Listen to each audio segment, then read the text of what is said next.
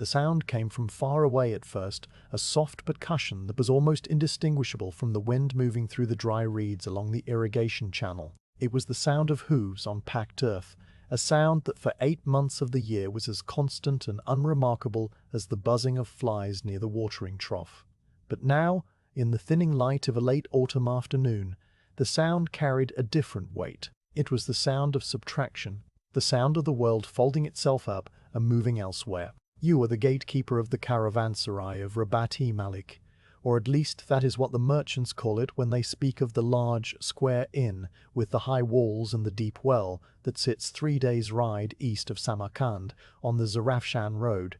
Your name is not important. What is important is the texture of the iron key that hangs from your belt, a key that has been worn smooth by the hands of men who held this post before you. The key is heavy, not because of the iron itself, but because of the silence it locks in when the trade season dies. The caravan came into view as a smear of brown and grey against the pale yellow of the steppe. It was not a large caravan. The large ones had already passed through weeks ago, rushing to clear the high passes of the Pamir and the Tian Shan before the snow made the rocks treacherous. This was the straggler, the last collection of traders who had spent too long haggling over lapis prices in the domed bazaars of Bukhara, or who had miscalculated the time it takes to mend a broken cart axle in the small village of Jitvan.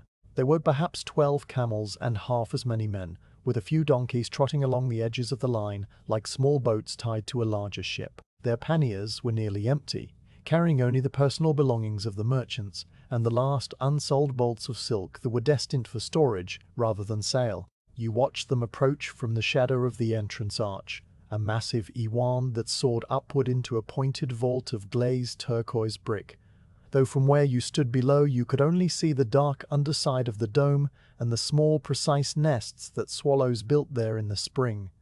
The nests were empty now. You had watched the birds leave 2 moons ago, rising in a spiral one morning and simply not returning. The arch funneled the sound of the hooves toward you, amplifying the steady, rhythmic crunch of iron-shod feet on gravel until it filled the entire gateway. And then, just as it seemed the sound could grow no louder, it stopped. The lead camel, an old beast with a torn nostril and a placid, world-weary gaze, had reached the threshold and halted out of sheer habit, waiting for the gatekeeper to appear and wave them inside. You did not wave them inside. You simply stepped out of the shadow and into the flat, horizontal light of the declining sun. The lead rider, a man named Khwaja Mahmud, who you had known for 12 seasons, nodded down at you. His beard was full of road dust, giving it the appearance of the felt padding used under a saddle. "It is the last of the season, old friend," Mahmud said, and his voice was hoarse from the dry air.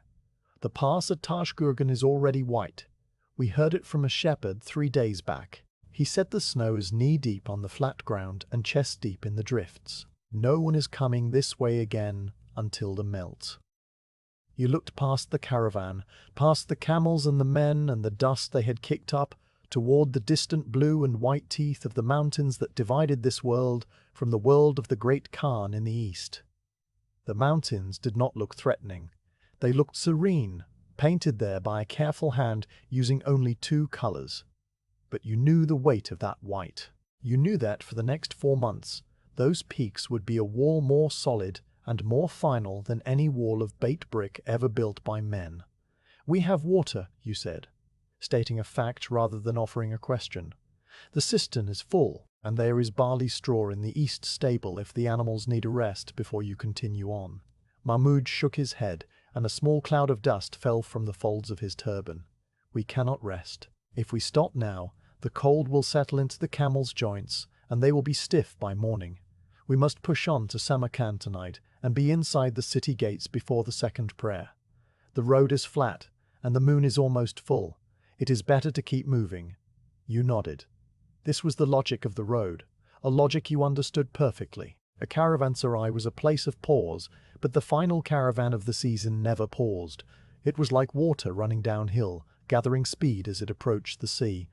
To stop it now would be to interfere with the natural order of things. You stepped aside, your back brushing against the cool, rough surface of the mud brick wall, and you gestured with a slow, open palm toward the road that continued westward toward the orchards and canals of the capital. Mahmud reached into a leather pouch tied to his saddle. You heard the clink of small coins, the sound of thin silver against thin silver. He held out his hand and dropped 3 small dirhams into your waiting palm. The coins were warm from being pressed against the horse's flank. "For the gate," he said, "though there is nothing left to guard but dust and shadows." You closed your fingers around the silver, feeling the faint impression of the minting dye against your skin.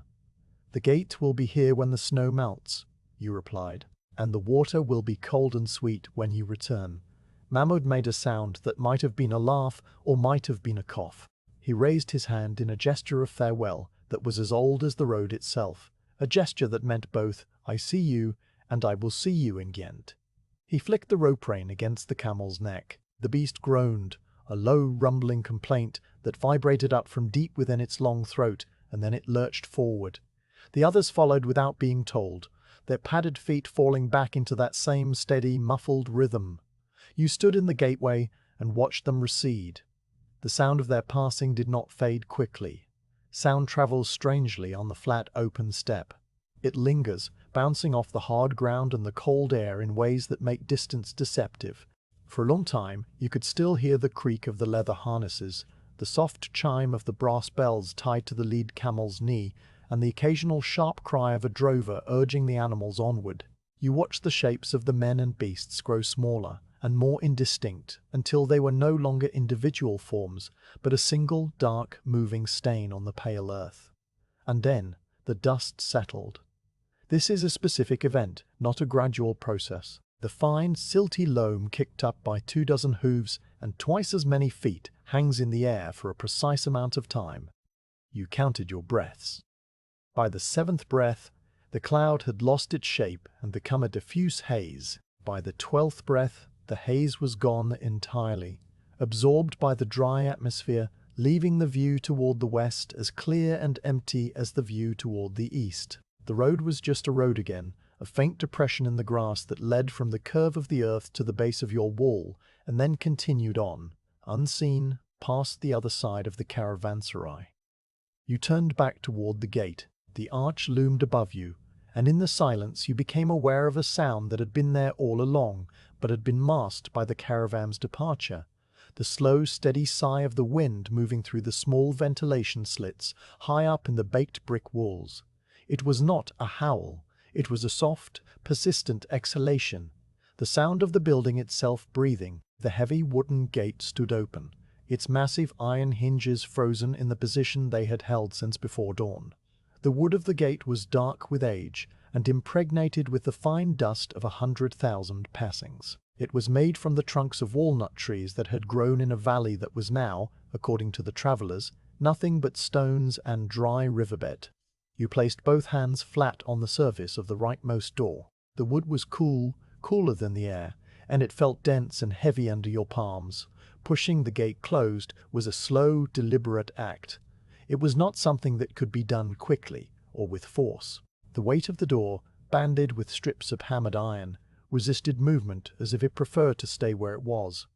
You leaned your shoulder into it, feeling the rough grain of the wood through the thick wool of your coat. The first movement was the hardest, breaking the static friction of the massive iron hinge pin seated in its stone socket. There was a low groan, a sound that seemed to come from deep within the earth rather than from the metal itself. It was a sound of protest and, simultaneously, a sound of acceptance. The door swung inward by the width of your hand, then the width of your arm, then the width of your whole body. As it moved, the angle of the light in the courtyard changed. The long, sharp rectangle of sunlight that lay across the flagstones was slowly eaten by the advancing shadow of the gate until, with a final, heavy settling thud, the edge of the door met the stone jamb and the courtyard was plunged entirely into the blue shade of the late afternoon. You lifted the crossbeam. It was a single length of cedar, hauled here from the mountains of Lebanon more years ago than anyone in living memory could recall. It was smooth, worn down by the sliding hands of generations of gatekeepers. It sat on 2 iron brackets. You had to bend your knees and lift with your legs, not your back, to get it up and over the first bracket. The wood made a soft scraping noise as it slid across the iron. You settled it into the second bracket, and it fell into the notch with a solid final sound, a sound like a lock clicking shut on a very large box. You stood back and looked at the closed gate. There was a small gap at the bottom, a space between the bottom edge of the wood and the worn stone threshold, where the light from the outside could still be seen as a thin, bright line. Through that gap you could see the dust on the road, the same dust that had been stirred by the caravan, now settling back onto the earth in perfect, undisturbed stillness. A single dried leaf from the plane tree near the well skittered across the courtyard behind you, pushed by the breath of the wind, and came to rest against the toe of your leather boot. You looked down at it. The leaf was brown and curled at the edges, fragile as old paper. You did not move it. The courtyard of the Caravanserai in the slow season is a different place than the courtyard in the spring and summer. It is not simply emptier, it is fundamentally changed in its character. In the high season, the space is a riot of noise and color. The air is thick with the smell of spices, sweat, dung, and cooking fires. The ground is a chaos of tracks and impressions, the large two-toed prints of camels overlaying the smaller crescent shapes of donkey hooves and the flat marks of bare human feet. The sound is a constant, unbroken wave of bargaining, animal grunts, and the ringing of the blacksmith's hammer from the far corner. Now the courtyard was a geometry of silence. The flagstones that paved the central square were swept clean, as they always were after the last departure. You had swept them yourself the day before, using a broom made of bundled desert grass. The stones were a soft, even grey in the shadow of the walls, and a warmer honeyed colour where the last rays of the sun managed to slip over the crenellations of the western parapet. There was a large set of scales near the centre of the courtyard, a massive wooden beam suspended from a tripod of thick poles with heavy iron pans hanging from chains on either side. The pans were empty and motionless. They had been empty for 3 days. The chains did not sway, and the great beam of the scale was perfectly horizontal, balanced on its pivot with an exactness that seemed almost unnatural in a world of constant, small movements. It was as if the scale was holding its breath, waiting for the weight of goods that would not return for a long time. You walked slowly toward the scale, not because you needed to check anything, but because walking across the empty courtyard was what you did at this time of day. The sound of your footsteps on the flagstones was soft and isolated. Each step was a separate, distinct event, a small, dry scuff that did not echo but simply occurred and then ceased. You stopped beside the leftmost weighing pan. It hung at the level of your chest. You reached out and touched the cold iron with the tip of one finger. The pan moved, just barely, swinging inward by the width of a blade of grass before returning to its resting position. The chain made a sound like a very distant, very small bell, and then it was still again. From where you stood, you could see the entire circuit of the inner walls. The arches of the individual bays where merchants slept and stored their goods were dark, rectangular hollows, each one identical to the next. In the summer these bays were filled with carpets and cushions, and the low murmur of men speaking in languages that ranged from the liquid syllables of Farsi to the clicking consonants of the steppe tribes. Now they were caves of shadow, and the only thing inside them was the cool, still air that had been trapped there since the last occupant rolled up his bedding and departed. The air in those bays had a specific smell, a faint, dry scent of old wool and dust that had been disturbed by nothing but the slow drift of time. You walked to the well. It was a raised circle of stone in the northeast corner, covered by a wooden lid that was heavy and fitted with a small hinged door for the bucket. You knelt down, feeling the cold of the stone seep through the wool of your trousers to your knees. You lifted the small hinged door. The darkness below was absolute, a depth of black that seemed to swallow the light. You could not see the water. You could only smell it, a cool, clean mineral smell that rose from the stone throat of the well. You listened. Far below, after a long moment of silence, you heard a sound. It was not the sound of water moving, but the sound of a single drop of condensation falling from the roof of the underground cistern into the vast, still pool below. The sound was small and pure and distant, and when it landed, it did not echo. It simply ended. You closed the small door and stood up. The cistern was full. That was enough. The light continued to change. The sun, which had been a pale disk just above the distant line of the horizon, now touched the edge of the earth and began to flatten and distort. The long shadows of the crenellations on the western wall stretched across the flagstones like the teeth of a giant comb, moving with a slowness that was only perceptible if you looked away and then looked back again. The color of the sky shifted from a watery blue to a deeper, colder shade. And then, just at the horizon, a band of pale green appeared, the color of old copper left out in the rain. This was the time of day when the birds that nested in the acacia trees outside the walls would normally make their last loud arguments before settling into the branches. But the birds were gone. The acacia trees were bare, their thin, thorny branches scratching against the pale sky like ink lines on old parchment. You returned to the gate, but not to open it. You walked to the small arched doorway cut into the side of the entrancey one that led to your room. It was a small chamber, domed to keep it cool in summer and warm in winter, with a raised platform of packed earth covered in a thick felt rug. There was a single small window, really no more than a ventilation slit, that looked out into the main courtyard. From that window you could see the gate, the scale, and the empty arches. You sat on the felt rug and leaned your back against the cool plaster of the wall. The plaster was smooth and had been painted a pale blue many years ago, though now it was faded and flaking in small dry patches. You sat there and watched the last of the light drain out of the courtyard through the gap under the gate. The bright line on the threshold grew thinner and dimmer, changing from gold to grey and then to nothing at all. The courtyard was now in full shadow, and the only light came from the sky above, a vast, darkening dome of deepening blue.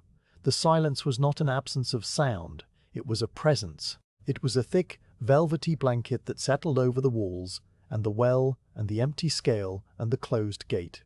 It filled the arches, and the stable stalls, and the empty birds' nests under the E1 dome. It was the silence of the slow season, and it would not be broken for a very, very long time.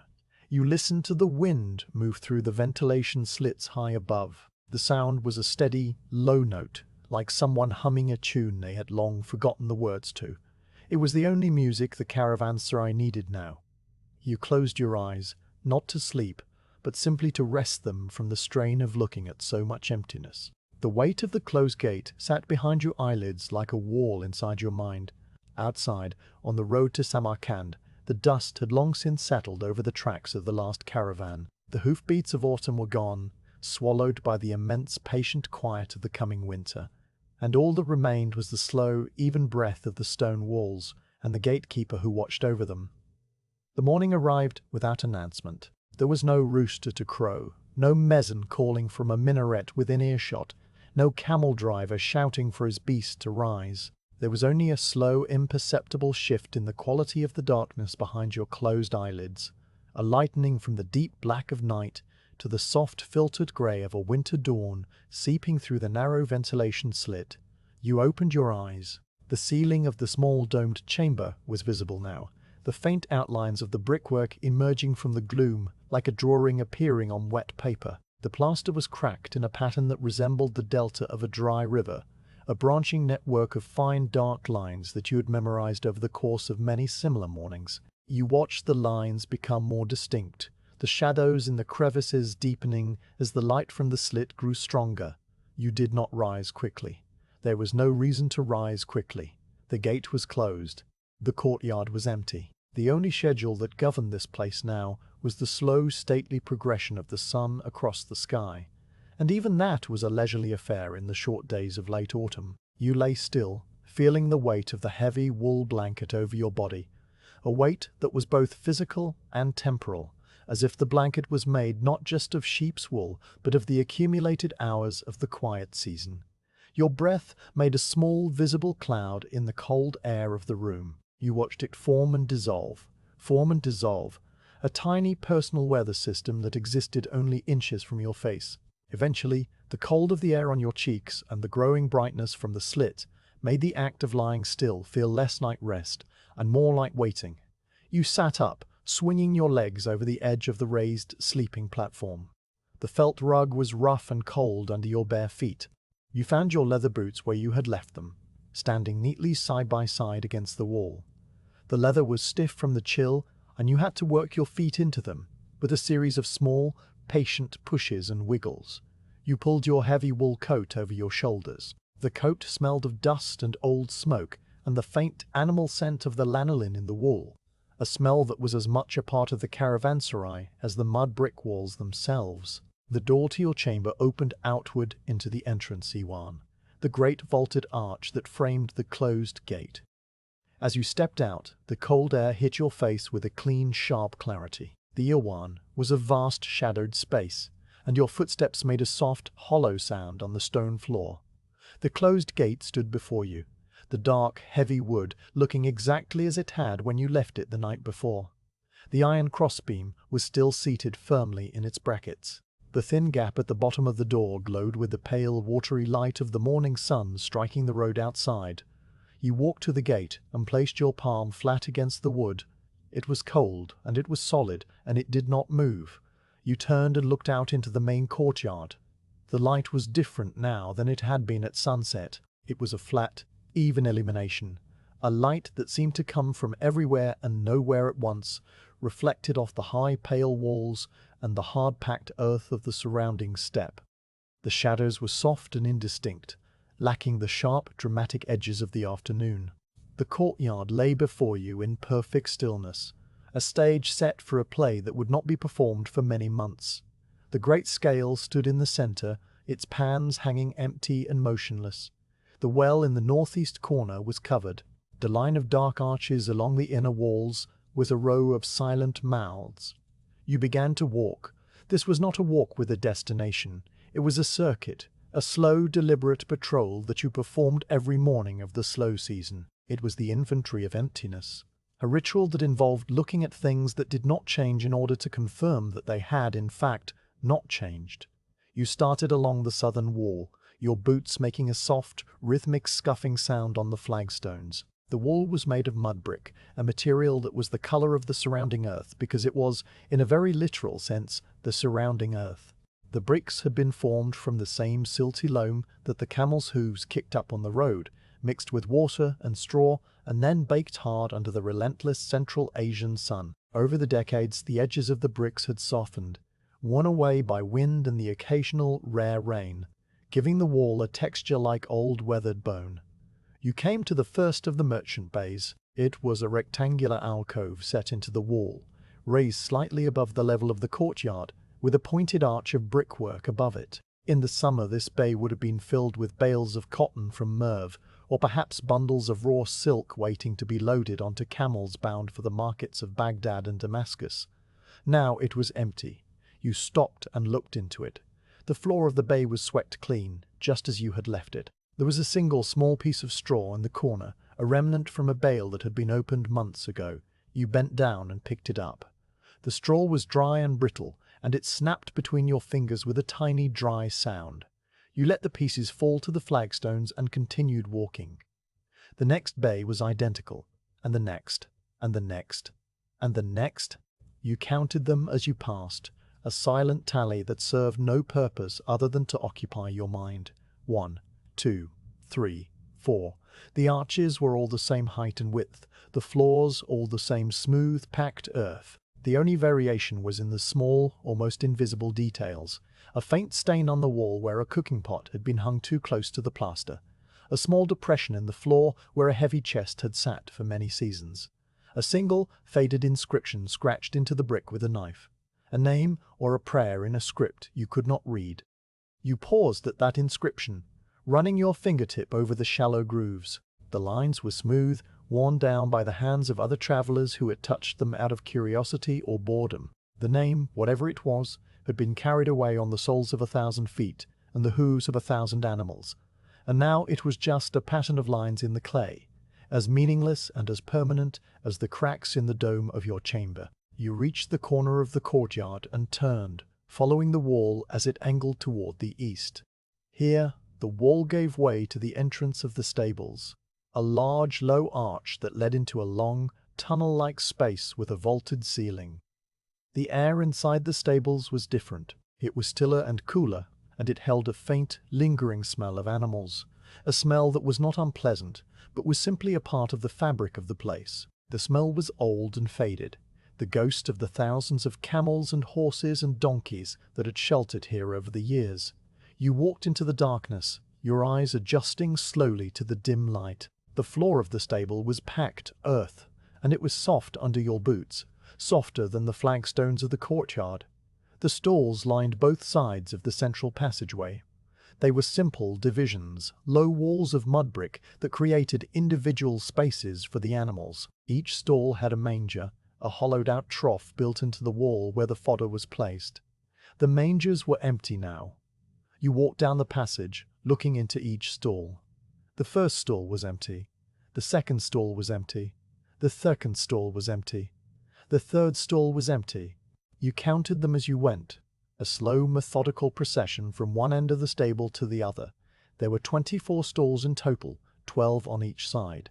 You knew this number intimately. You had known it for so many years that it had ceased to be a piece of information and had become a part of your body, like the number of your own teeth or the number of steps from your chamber to the well. At the far end of the stable, near a small ventilation slit that let in a thin blade of light, you stopped. There was a small pile of dried dung in the corner of the last stall, left behind by the final caravan of the season.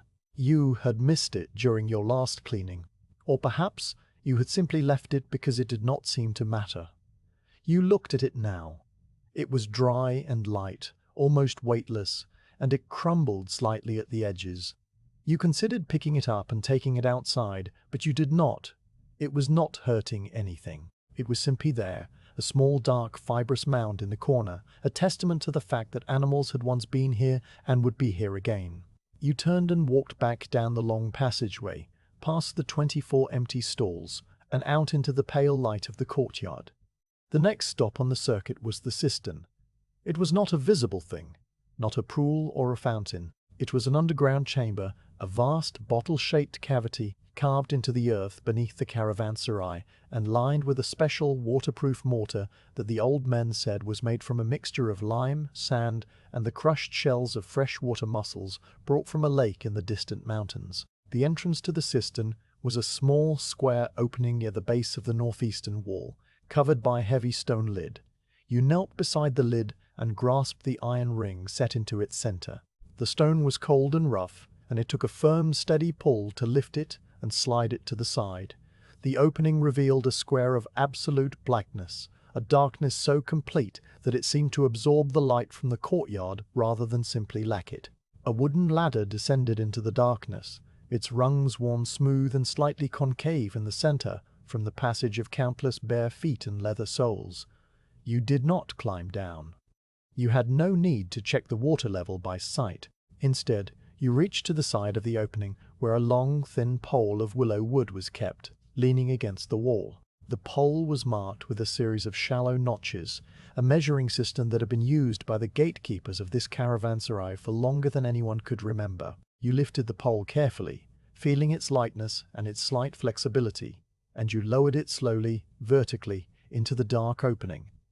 The pole descended smoothly, passing through the cool, damp air of the cistern's neck. You felt the moment when the tip touched the surface of the water far below. There was a subtle change in resistance, a slight buoyancy that traveled up the length of the wood and into your hand. You let the pole settle, allowing its own weight to carry it down until it rested on the bottom of the cistern. Then you pulled it back up, hand over hand, a slow and careful motion. The lower portion of the pole emerged wet and dark. The pale willow wood stained a deep, rich brown by the water. You held the pole up to the light and examined the notches. The watermark came to the fourth notch from the top. That meant the cistern was full, or nearly full, more than enough to last through the entire winter and well into the spring, even if 100 caravans were to arrive tomorrow. But they would not arrive tomorrow. You leaned the pole back against the wall, replaced the heavy stone lid over the opening, and stood up. Your knees made a small, soft popping sound, a sound that you had become accustomed to over the past few years. You brushed the dust and small bits of grit from the knees of your wool trousers. The cistern was full. That was a good thing to know. It was a fact that could be filed away in the same mental ledger where you kept the number of empty stalls and the direction of the morning wind. You continued your circuit along the eastern wall. This was the wall that faced the rising sun, and its bricks were a slightly different color than the others, a warmer, more ochre hue that had been baked into the clay by the long, direct exposure to the morning light. About halfway along this wall, at a point roughly equidistant between the corner of the stable and the next corner of the courtyard, there was a crack.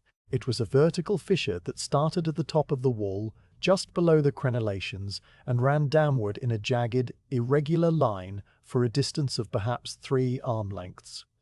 It was not a wide crack. It was thin, no thicker than the blade of a small knife, and in most places it was barely visible unless you knew exactly where to look. You knew exactly where to look. You had been watching this crack for 7 years, ever since the morning after a particularly heavy spring rainstorm, when you had noticed it for the first time. The rain had been unusual, a sudden violent downpour that had turned the courtyard into a shallow lake and sent rivulets of muddy water streaming down the walls. You had stood under the shelter of the Iwan and watched the water find its way into every small imperfection in the brickwork. And the next morning, when the sun came out and the walls began to dry, you had seen the crack. It had been a hairline then, a fine dark scribble on the pale surface of the wall. You walked up to the wall now and stood close to it, your face only a hand's breadth from the rough, sun-warmed brick. You examined the crack carefully, tracing its path with your eyes from the top to the bottom. It looked the same as it had looked last month and the month before that and the month before that. You reached into the folds of your coat and retrieved a small, thin piece of dried reed that you kept for this specific purpose. You inserted the end of the reed into the widest part of the crack, at a point about level with your chest. The reed slid in easily for a short distance, and then stopped, meeting the solid resistance of the brick behind it. You had marked this depth on the reed with a small scratch of your thumbnail many seasons ago. You examined the reed now. The scratch was still visible, and the end of the reed had not gone in any deeper than the scratch. The crack had not widened. It was the same. It was always the same. You removed the reed and placed it back inside your coat. You stood there for a while longer, looking at the crack, looking at the wall, looking at the way the morning light played across the uneven surface of the bricks. The crack was not a problem. It was not a sign of impending collapse or structural weakness. It was simply a feature of the wall, a part of its character, like the lines on an old man's face. It was a record of a single moment of stress, a long-ago rainstorm that had caused the mud to swell and then contract, leaving behind this small, permanent reminder. You had watched it for 7 years, and it had not changed by the width of a fingernail. You suspected it would not change for another 70 years. You continued your walk, completing the circuit of the courtyard. You passed the well again, the scale again, the row of empty bays again. The sun had risen higher now, and the light in the courtyard was becoming brighter and more direct. The shadows were shortening, retreating toward the bases of the walls. The air was still cold, but you could feel a faint warmth beginning to radiate from the sunlit bricks, a promise of the thin, weak heat that the afternoon would bring. You walked past the gate again, checking it with a glance and a brief touch of your palm against the cold, solid wood. It had not moved. You returned to the entrance Iwan and sat down on the low stone bench that was built into the side of the arch. This was your spot, the place where you sat when there was nothing to do and everything to watch.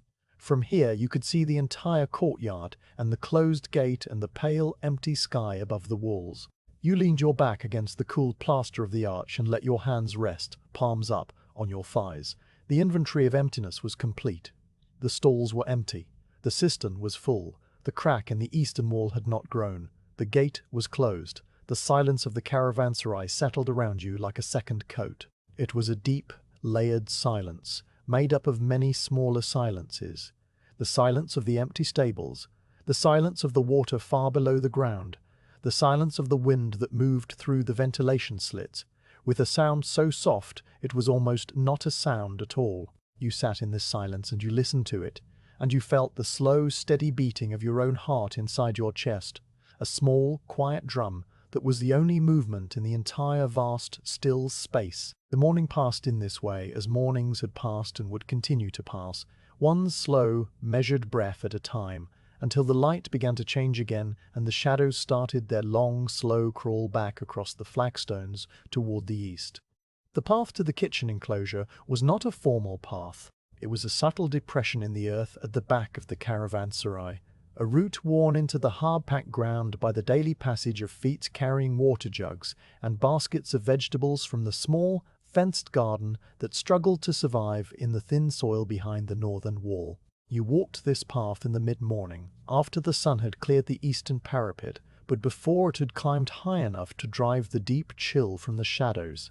The air was still sharp and clean, carrying the faint dry scent of the steppe grasses that had long since turned brown and brittle. Your boots made a soft, crunching sound on the frozen ground, a sound that was absorbed immediately by the high, thick walls on either side of the narrow passage. The kitchen enclosure was a smaller courtyard, tucked into the angle where the main caravanserai wall met the outer defensive wall, a space that had been designed for utility rather than beauty. It contained three things of importance: a large, clay-lined fire pit for cooking large pots of rice and stew during the busy season, a stone grinding basin with a heavy cylindrical roller for crushing wheat berries into flour, and the tandoor.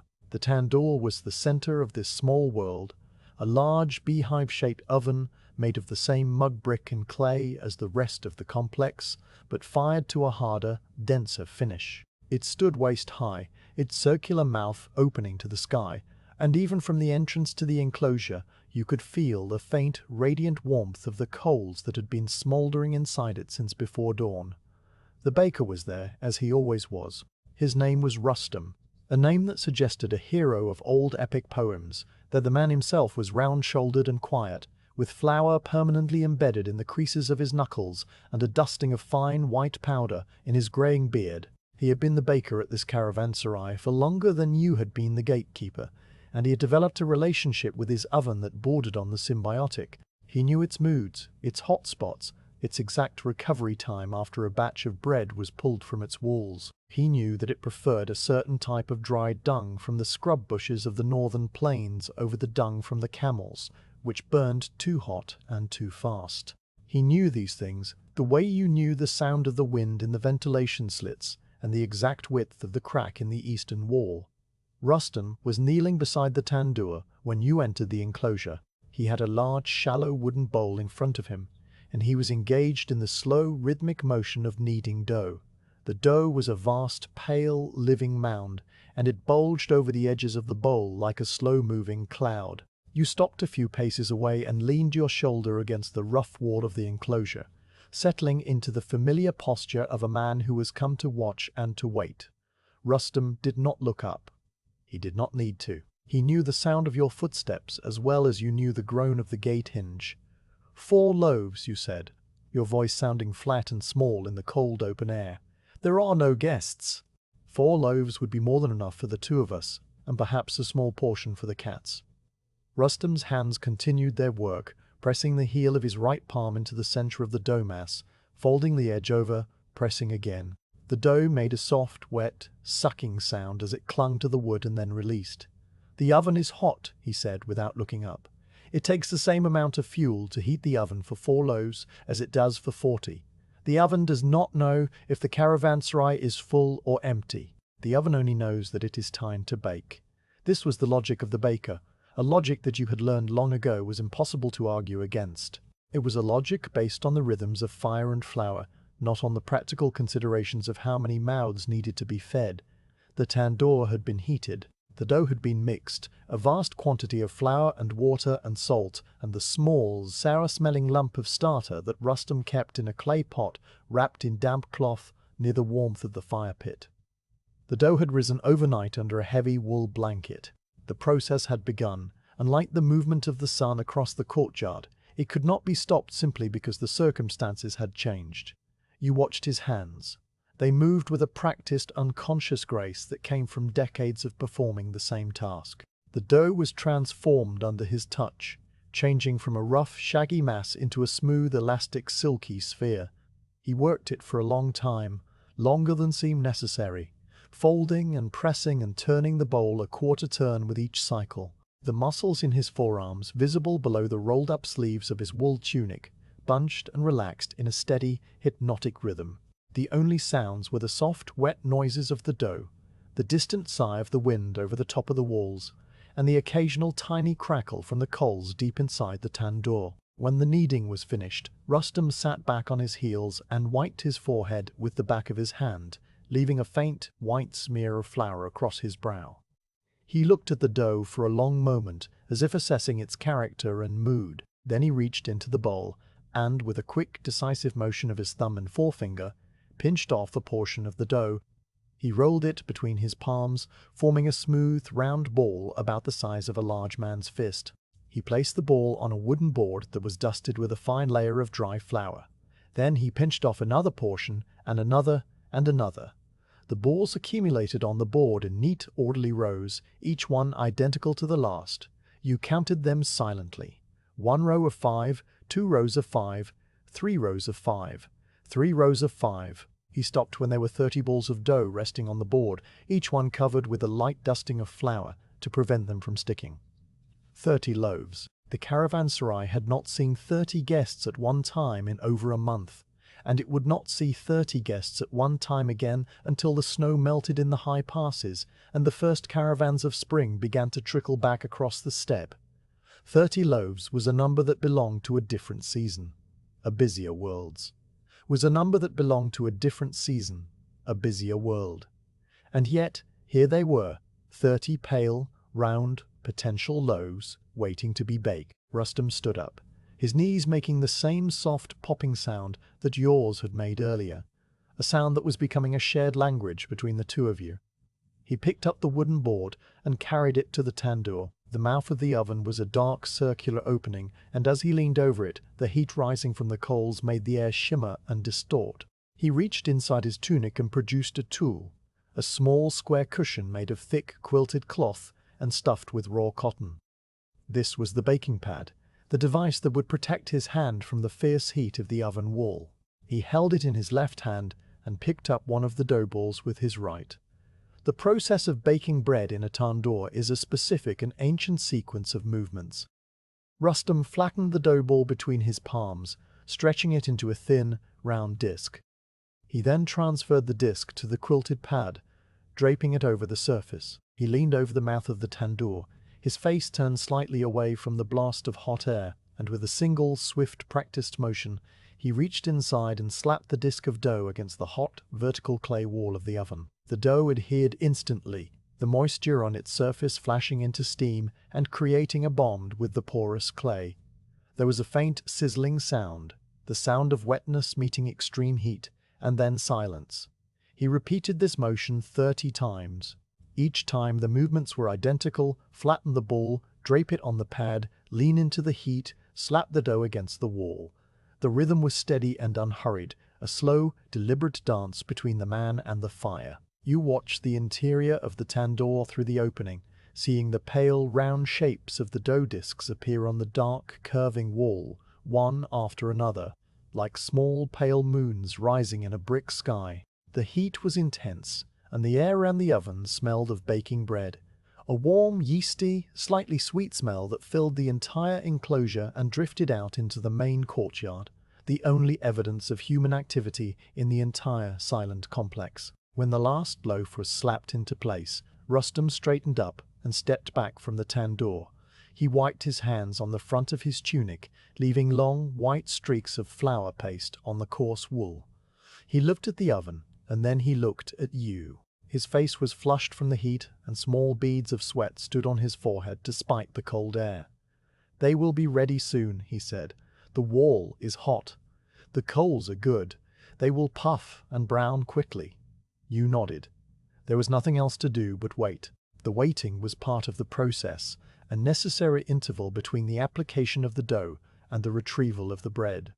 You both stood there in the kitchen enclosure, two old men surrounded by the smell of baking and the profound, empty silence of the slow season. The sun had climbed higher now, and a thin, pale beam of light had found its way over the top of the wall and was illuminating a small, rectangular patch of the packed earth floor. Dust motes drifted lazily in the beam, moving in slow, aimless spirals, disturbed by nothing but the faint, warm currents of air rising from the tandoor. You thought about the 30 loaves. In a few minutes, they would emerge from the oven, puffed and golden and fragrant. They would be stacked on a wooden rack to cool. their crusts crackling softly as they contracted in the cold air. And then what? The two of you could not eat 30 loaves. Even if you ate nothing but bread for every meal, the loaves would grow stale and hard long before you could finish them. Some would be given to the cats, torn into small pieces and scattered near the drainage channel on the north side of the main courtyard. Some would be taken to the small fenced garden and crumbled onto the frozen soil, a gift to the birds that still occasionally visited, the hardy, dun-coloured sparrows that did not migrate but simply hunkered down in the thatch of the stable roofs and waited out the winter. The rest would sit on the rack, growing harder and drier each day, until they were as light and brittle as the dried dung that fueled the oven that had created them. But this was not a problem. This was not a waste. This was simply the way things were done. The oven was hot. The dough was ready. The baker baked. The number of loaves was determined not by the number of mouths, but by the size of the mixing bowl and the quantity of flour in the stone-grinding basin. It was a closed loop, a self-contained system that operated according to its own internal logic. The fact that the bread would not be eaten by paying guests was irrelevant. The bread would be baked because it was time to bake bread. You watched the mouth of the tandoor. The pale discs on the inner wall had begun to change. The edges, which had been thin and translucent, were now browning, turning a deep, rich golden color. The centers were puffing up, forming large, hollow bubbles under the surface of the dough. The smell intensified, becoming richer and more complex, with a faint, nutty undertone from the coals. Rustem leaned forward and peered into the oven, his experienced eyes assessing the progress of the loaves. He reached for a long, thin iron hook that hung from a peg on the wall beside the tandoor. The retrieval was as deliberate as the placement. He inserted the hook into the oven and, with a gentle, practiced flick of his wrist, snagged the edge of one of the loaves and pulled it free from the clay wall. The loaf tumbled down onto the bed of cooling coals at the bottom of the tandoor. He fished it out with the hook and deposited it on a clean cloth spread on the ground beside him. The loaf was puffed and golden and steaming, its surface marked with small, dark spots where it had rested directly against the hot clay. It made a soft, crackling sound as it met the cooler air, the thin, crisp crust contracting and splitting in a few small places. He retrieved the loaves one by one. Each one tumbled down, was hooked out, and was added to the growing pile on the cloth. The pile grew from a small mound to a larger mound to a small, steaming mountain of golden brown bread. The smell was overwhelming now, filling the enclosure completely and spilling out into the passageway and the main courtyard beyond. It was the smell of life and warmth and sustenance, and it was profoundly out of place in the empty, silent, frozen Caravanserai. It was a smell that belonged to a crowded, noisy courtyard full of merchants and camel drivers and travellers from distant lands. But they were not here. Only the bread was here. When the last loaf had been retrieved, Rustem set down the iron hook and stepped back. He looked at the pile of bread, and a small, quiet sigh escaped his lips. It was not a sigh of regret or frustration. It was a sigh of completion, the sound a man makes when a task has been finished. He bent down and picked up one of the loaves, juggling it from hand to hand, because it was still too hot to hold for long. He tore it in half, and a cloud of fragrant steam billowed out from the soft white interior. He held out one half to you. You took it. The bread was warm, almost hot, and the crust was thin and crackly under your fingers. You tore off a small piece and placed it in your mouth. It tasted of wheat and salt and fire, and it was the best thing you had eaten since the last time Rustem had baked, 3 days ago. You stood there in the kitchen enclosure, chewing slowly, the warmth of the bread spreading through your chest, and you watched as Rustem began to transfer the remaining 29 loaves from the cloth to the wooden cooling rack that stood against the wall. The rack was a simple structure, a frame of rough, unfinished wood with horizontal slats spaced a hand's breadth apart. Rustem placed the loaves on the slats carefully, standing each one on its edge, so that the air could circulate around it. They formed a long, neat row of golden brown discs, a regiment of unnecessary bread standing at attention. The steam rose from them in thin, wavering columns, merging into a single, faint haze that drifted up and was caught by the breeze and carried away over the wall toward the empty step. You finished your half of the loaf. The warmth in your stomach was a small, pleasant counterpoint to the cold air on your face. You brushed the crumbs from the front of your coat and watched as Rustum picked up a stray crumb from the cloth and popped it into his mouth. His movements were slow and careful, the movements of a man who had all the time in the world because the world, at least this small corner of it, had stopped moving. "Tomorrow," Rustum said, speaking to the bread on the rack rather than to you, "I will make a stew. There are dried beans in the storehouse and some of the salted mutton from the last slaughter. It will be a good stew. It will need bread to go with it." You nodded. The logic was irrefutable. The stew would need bread, therefore, bread had been baked. The fact that the stew would feed 2 men and the bread could feed 30 was not a contradiction.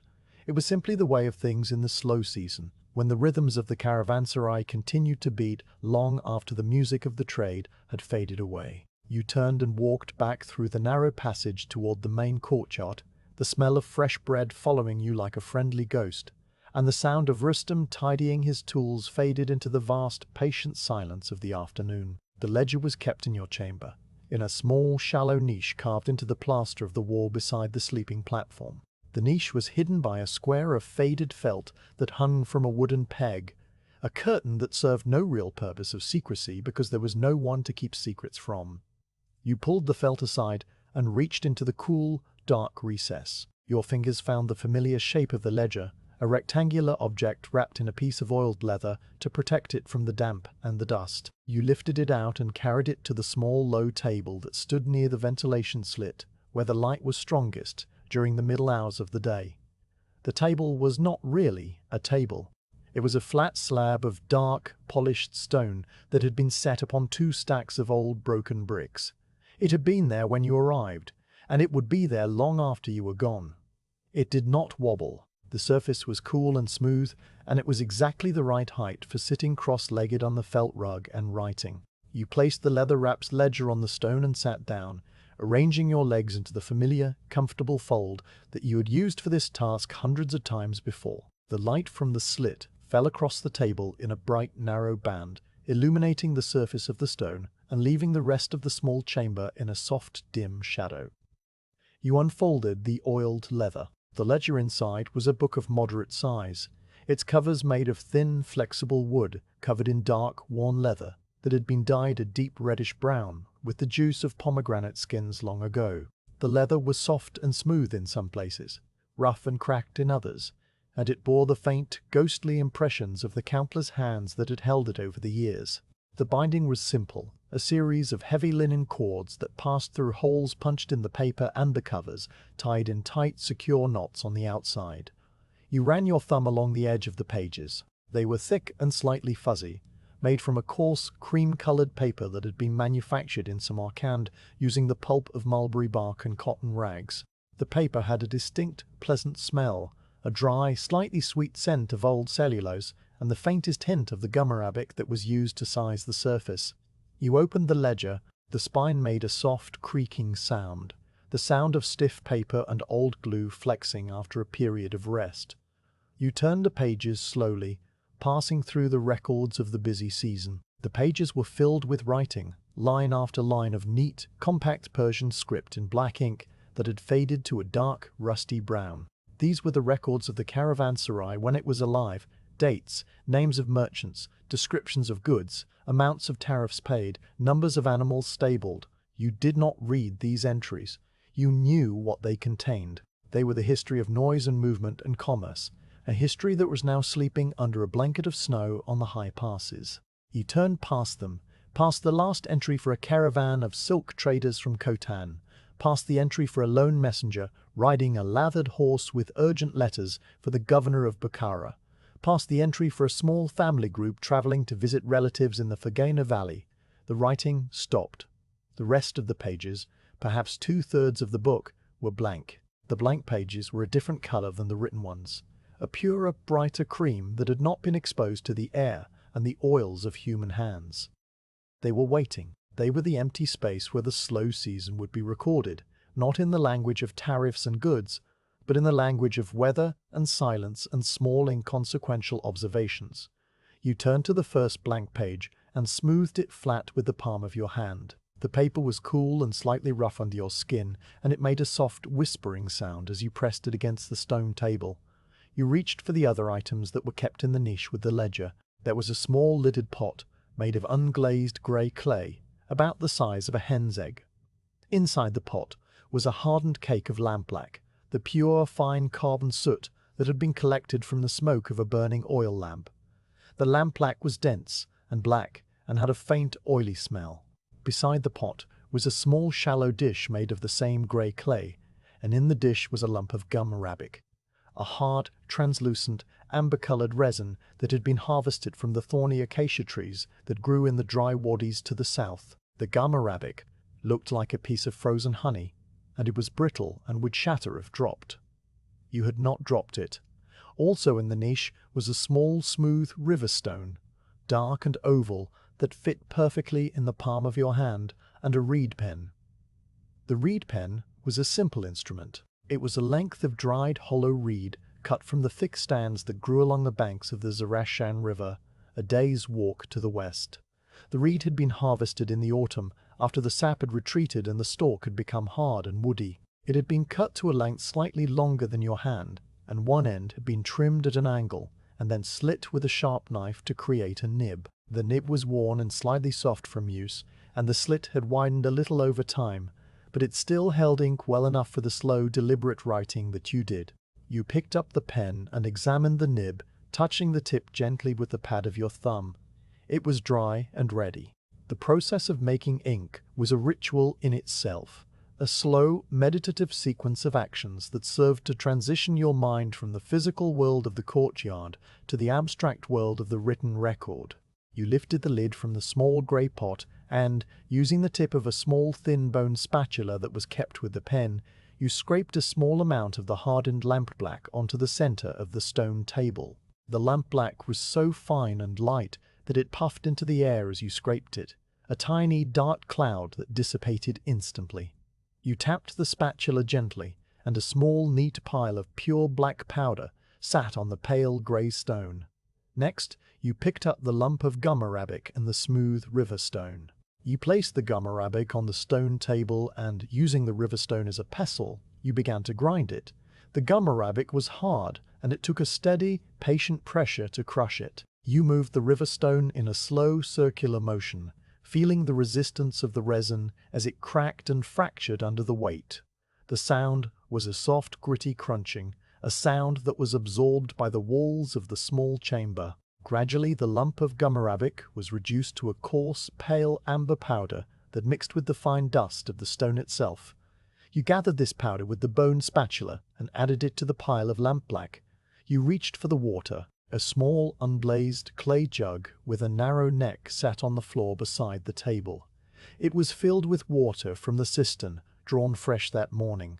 You poured a few drops of water onto the pile of lampblack and gum arabic. The water beaded on the surface of the stone at first, repelled by the fine, dry powders, and then it soaked in, darkening the mixture from pale grey to deep, wet black. You began to mix the ingredients with the tip of the bone spatula, stirring in a slow, circular motion. The water, the lampblack, and the crushed gum arabic combined to form a thick, gritty paste. You stirred for a long time, watching the paste become smoother and more uniform as the gum arabic dissolved and bound the particles of carbon together. The smell was faint and clean, a mixture of cold stone, wet carbon, and the slightly sweet, resinous scent of the gum arabic. When the ink was smooth and glossy, a perfect deep black that shone faintly in the light from the slit, you stopped stirring. You dipped the nib of the reed pen into the ink, letting it soak up the liquid through the slit. You tapped the nib gently against the edge of the stone table to remove the excess, and then you held the pen poised over the blank page of the ledger. The first entry of the slow season was always the same. It was a statement of fact, a simple declaration that the world of commerce had departed and the world of waiting had begun. You wrote the date, not according to any calendar that a merchant from Baghdad or a scholar from Cairo would recognize, but according to your own internal reckoning.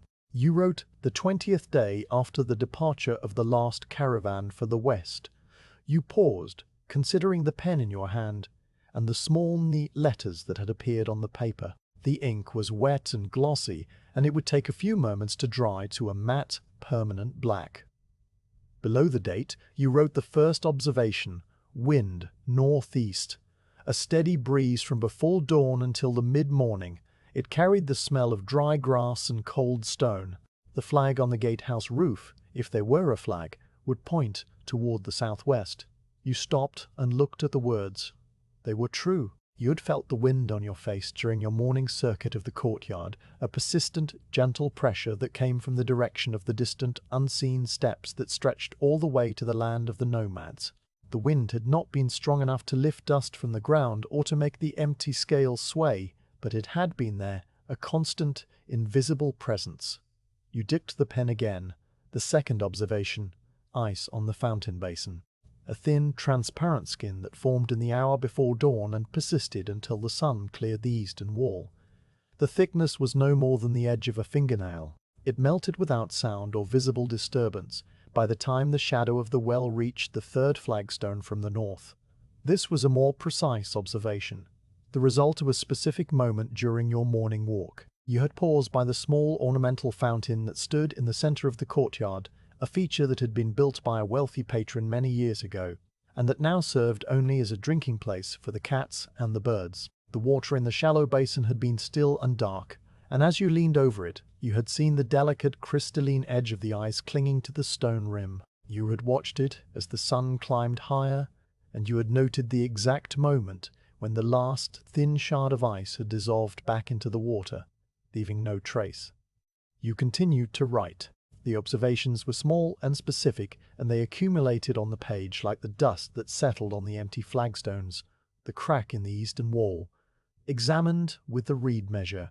No change. The depth remains consistent with the mark made in the spring of the year of the great dust storm. The feral cats of the north wall.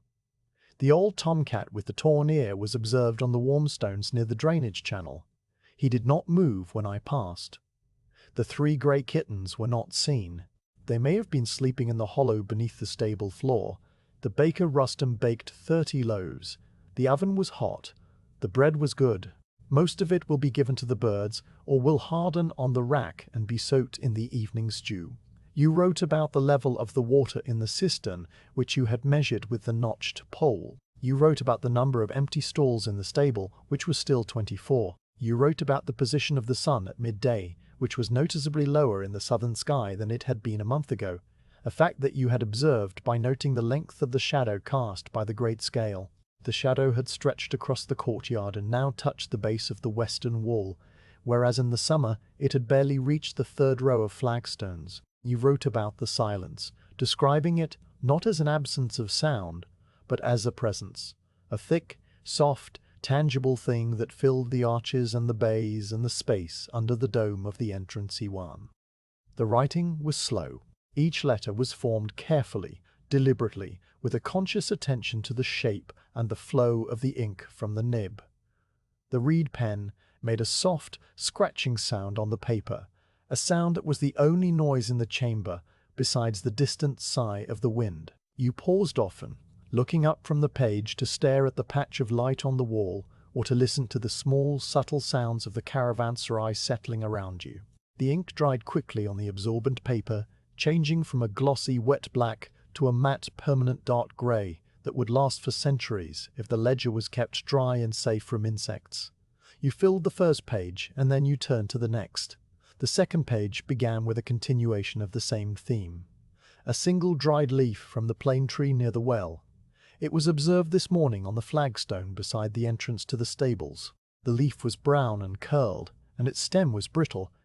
It may be the same leaf that I saw yesterday, moved by the northeast wind a distance of perhaps 20 paces. This was the kind of observation that would have seemed absurd to a merchant or a tax collector. It had no value, it could not be traded or sold, it recorded nothing of importance, and yet it was the truth of the caravanserai in the slow season. The movement of a single dried leaf across the courtyard was an event, a change in the otherwise static arrangement of the world. It was worth noting because nothing else was moving. You wrote about the quality of the light. The afternoon light is pale and thin, the color of watered milk.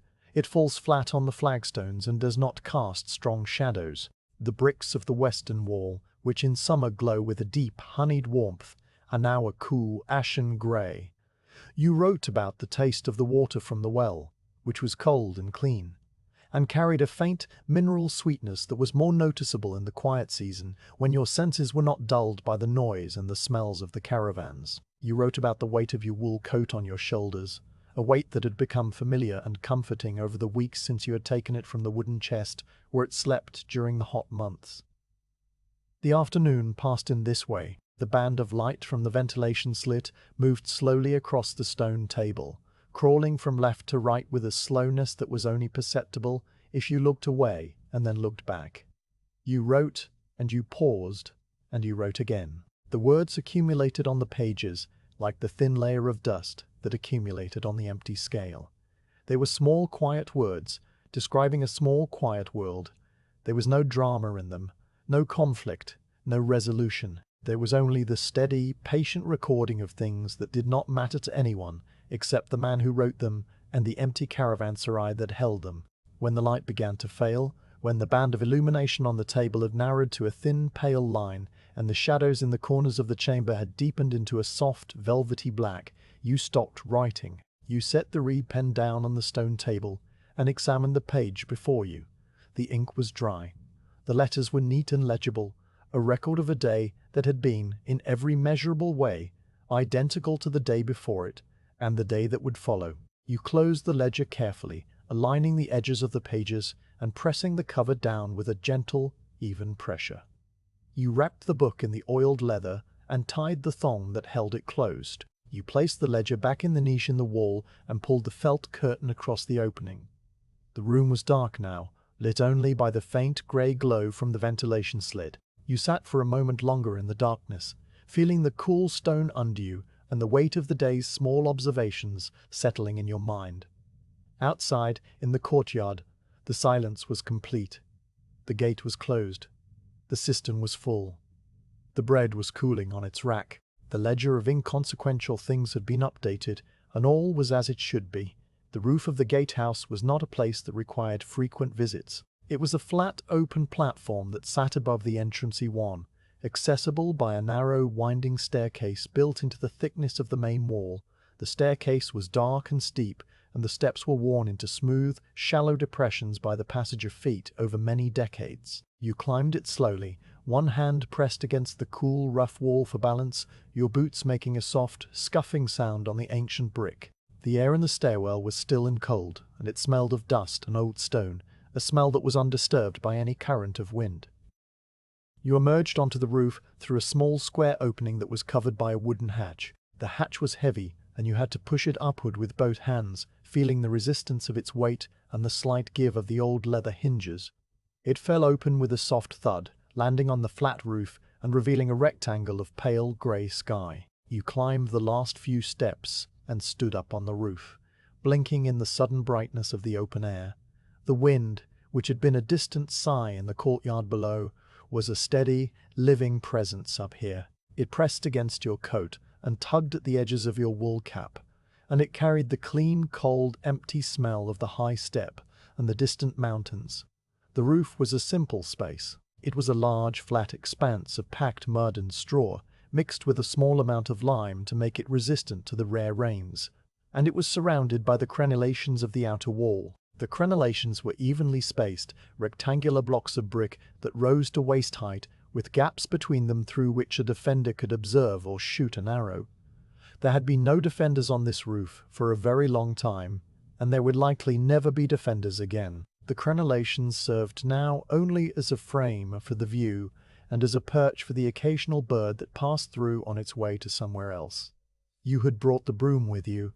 It was the same broom you used to sweep the courtyard, a bundle of stiff, dried desert grasses bound tightly to a long, smooth pole of poplar wood. You carried it up the stairs with you, its bristles scratching softly against the walls of the narrow passage. You had come up here to sweep away the leaves that had fallen from the plane tree near the well. This was a task you performed every few days during the autumn, when the broad, flat leaves of the plane tree turned brown and brittle and were lifted by the wind and deposited in small drifts against the bases of the crenellations. It was a necessary task because the leaves, if left to accumulate, would hold moisture against the mud of the roof and cause it to soften and erode over time. But now, as you stood on the roof and looked around, you saw that there were no leaves to sweep. The plane tree had been bare for weeks. Its branches, which you could see rising above the edge of the roof on the courtyard side, were a dark, intricate network of bare twigs against the pale sky, and there was not a single leaf remaining on any of them. The wind had taken them all, and the few that had found their way onto the roof had long since been blown over the crenellations and out onto the open steppe, where they had tumbled and skittered until they came to rest in some small hollow or were trapped by the thorny branches of a low shrub. The roof was clean and bare, swept by the wind itself, and your broom was unnecessary. You did not go back down immediately. There was no reason to. The courtyard below was empty and silent, and your presence there would change nothing.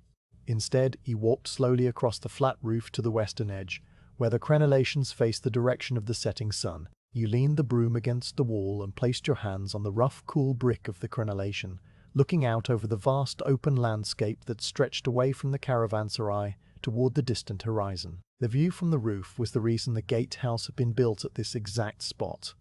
The Caravanserai sat on a slight rise in the land, a low, broad mound that lifted it just high enough to command a view of the surrounding steppe in all directions.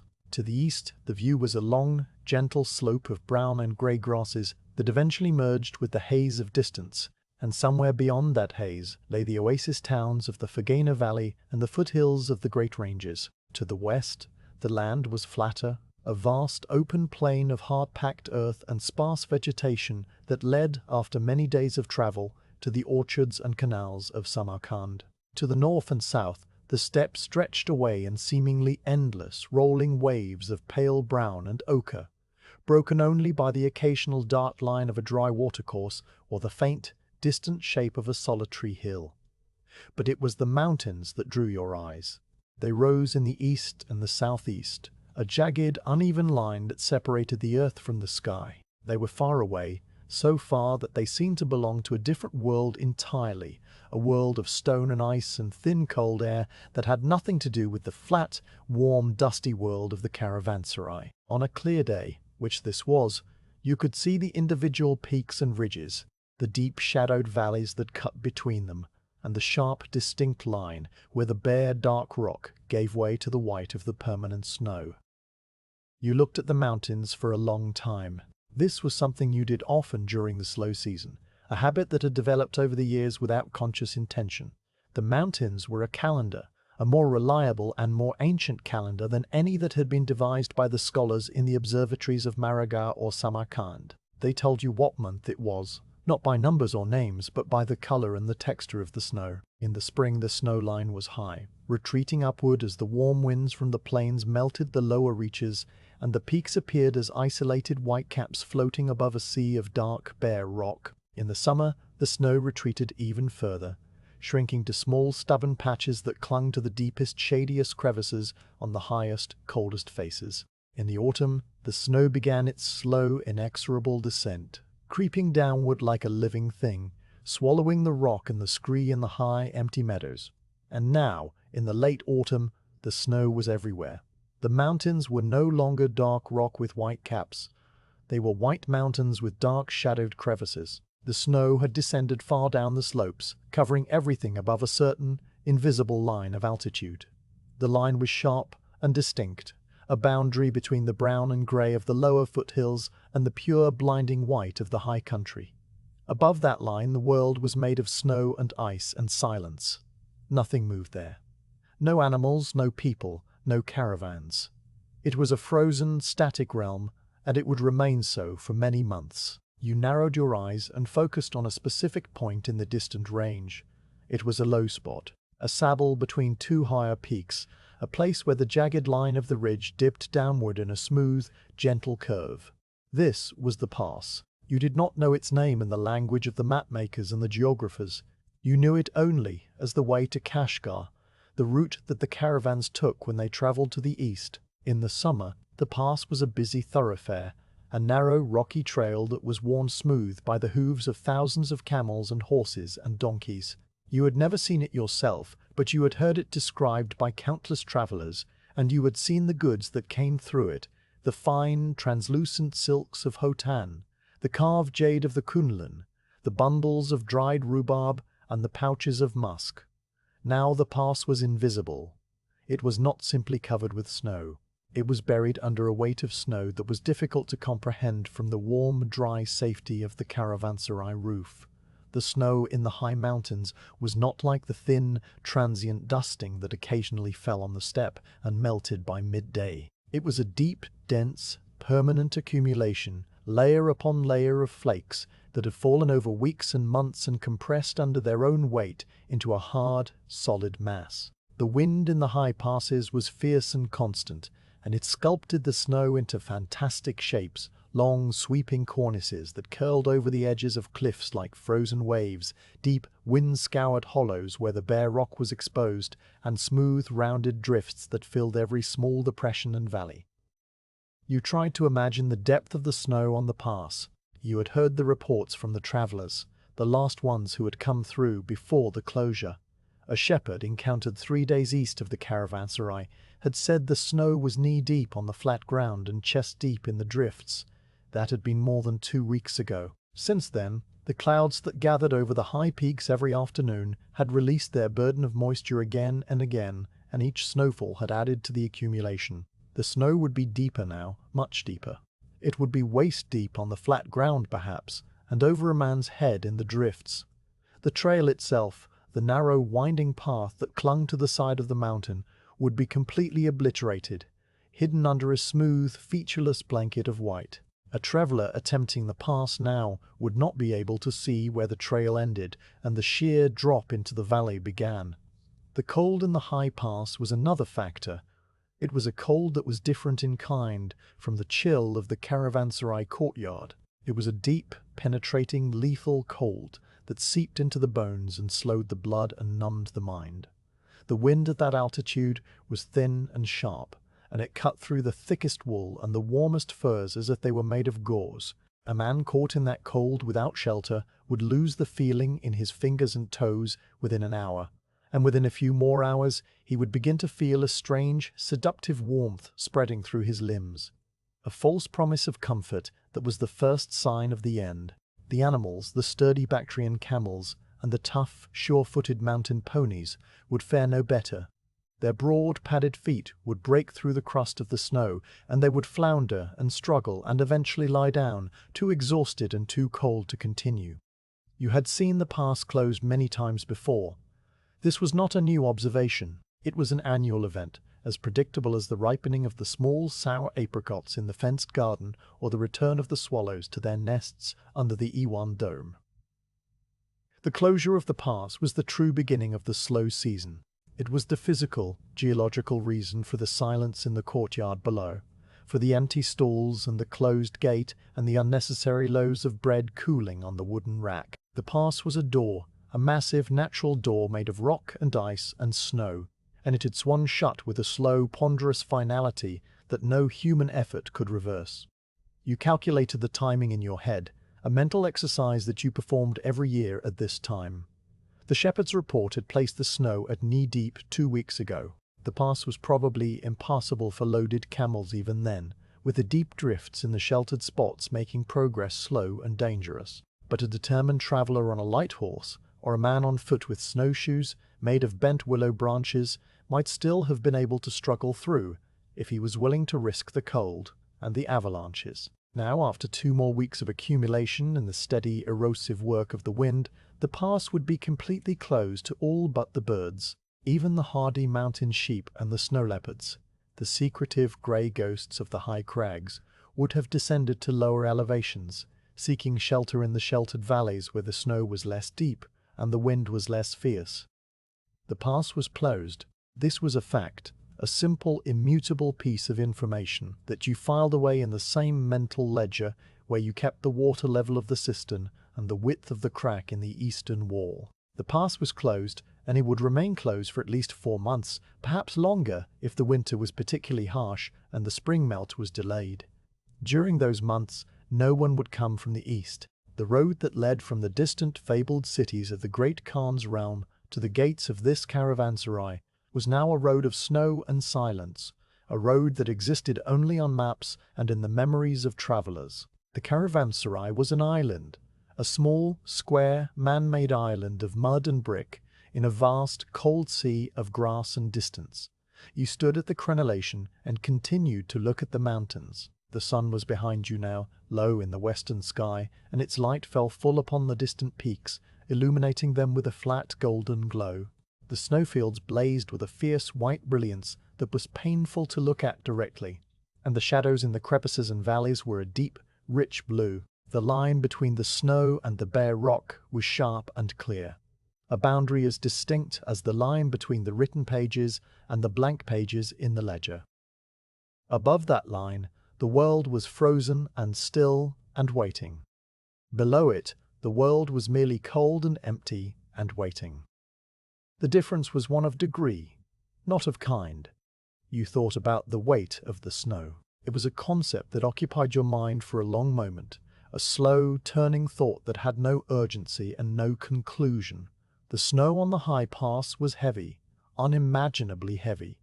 Each flake was a tiny, feather-light crystal of frozen water, weightless and insubstantial. But when countless billions of those flakes accumulated and compressed, they became a mass of immense weight and density. The snow pressed down on the rocks of the pass with a slow, steady, irresistible pressure. It filled every crack and crevice, and when the brief warm days of spring arrived and the snow began to melt, the water would seep into those same cracks, and then freeze again at night, expanding with a force that could shatter solid granite. This was how the mountains were worn down, not by dramatic, catastrophic events, but by the slow, patient, repetitive work of snow and ice and water, year after year, century after century. The mountains that you were looking at now were smaller and smoother than the mountains that had been seen by the first gatekeeper of this caravanserai, and they would be smaller and smoother still when the last gatekeeper looked upon them. The wind gusted, a sudden, sharp breath that swirled around the crenellations and tugged at your coat. You shifted your weight and pulled the collar of the coat tighter around your neck. The warmth of the afternoon was fading, and the cold was beginning to seep up through the soles of your boots from the frozen mud of the roof. It was time to go back down. There was nothing more to see, and nothing had changed. The pass was closed, the snow was deep, the mountains were white. You turned away from the view and walked back across the flat roof toward the open hatch. You picked up the broom that you had leaned against the wall. Its bristles were dry and stiff, and they made a soft rustling sound as you carried it. You paused for a moment at the hatch, looking back one last time at the distant, jagged line of the peaks.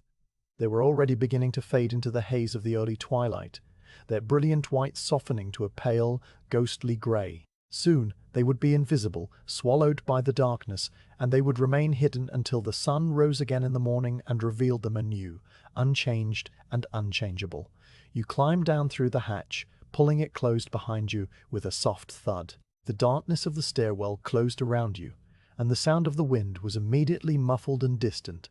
You descended the narrow, winding steps slowly, one hand on the wall, your boots finding the worn, shallow depressions of the steps with the ease of long practice. The air grew warmer and stiller as you went down, and by the time you reached the bottom and stepped out into the entrance Iwan, the wind was nothing more than a faint, distant sigh high above the domed ceiling. The courtyard was in deep shadow now, and the silence was complete. The gate was closed. The pass was closed. The world was waiting. The north wall of the caravanserai received the most sunlight during the short days of the slow season. It was a long, unbroken stretch of mud brick that ran from the northeast corner where the well stood to the northwest corner where the kitchen enclosure began. The wall faced south, and because the winter sun traced a low, shallow arc across the southern sky, its rays fell directly upon the north wall for the greater part of the daylight hours. The bricks there were warmer than the bricks anywhere else in the complex, and they radiated a gentle stored heat long after the sun had moved on. This warmth was the reason the cats lived there. The cats were feral, which meant they belonged to no one and to everyone.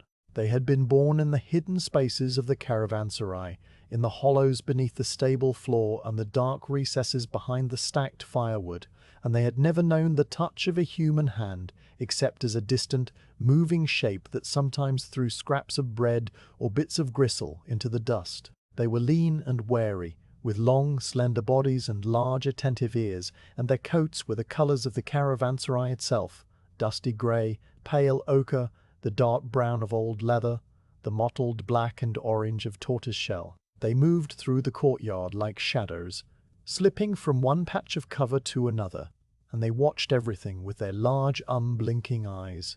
You had decided on this particular afternoon to sit and watch them. This was not an unusual decision.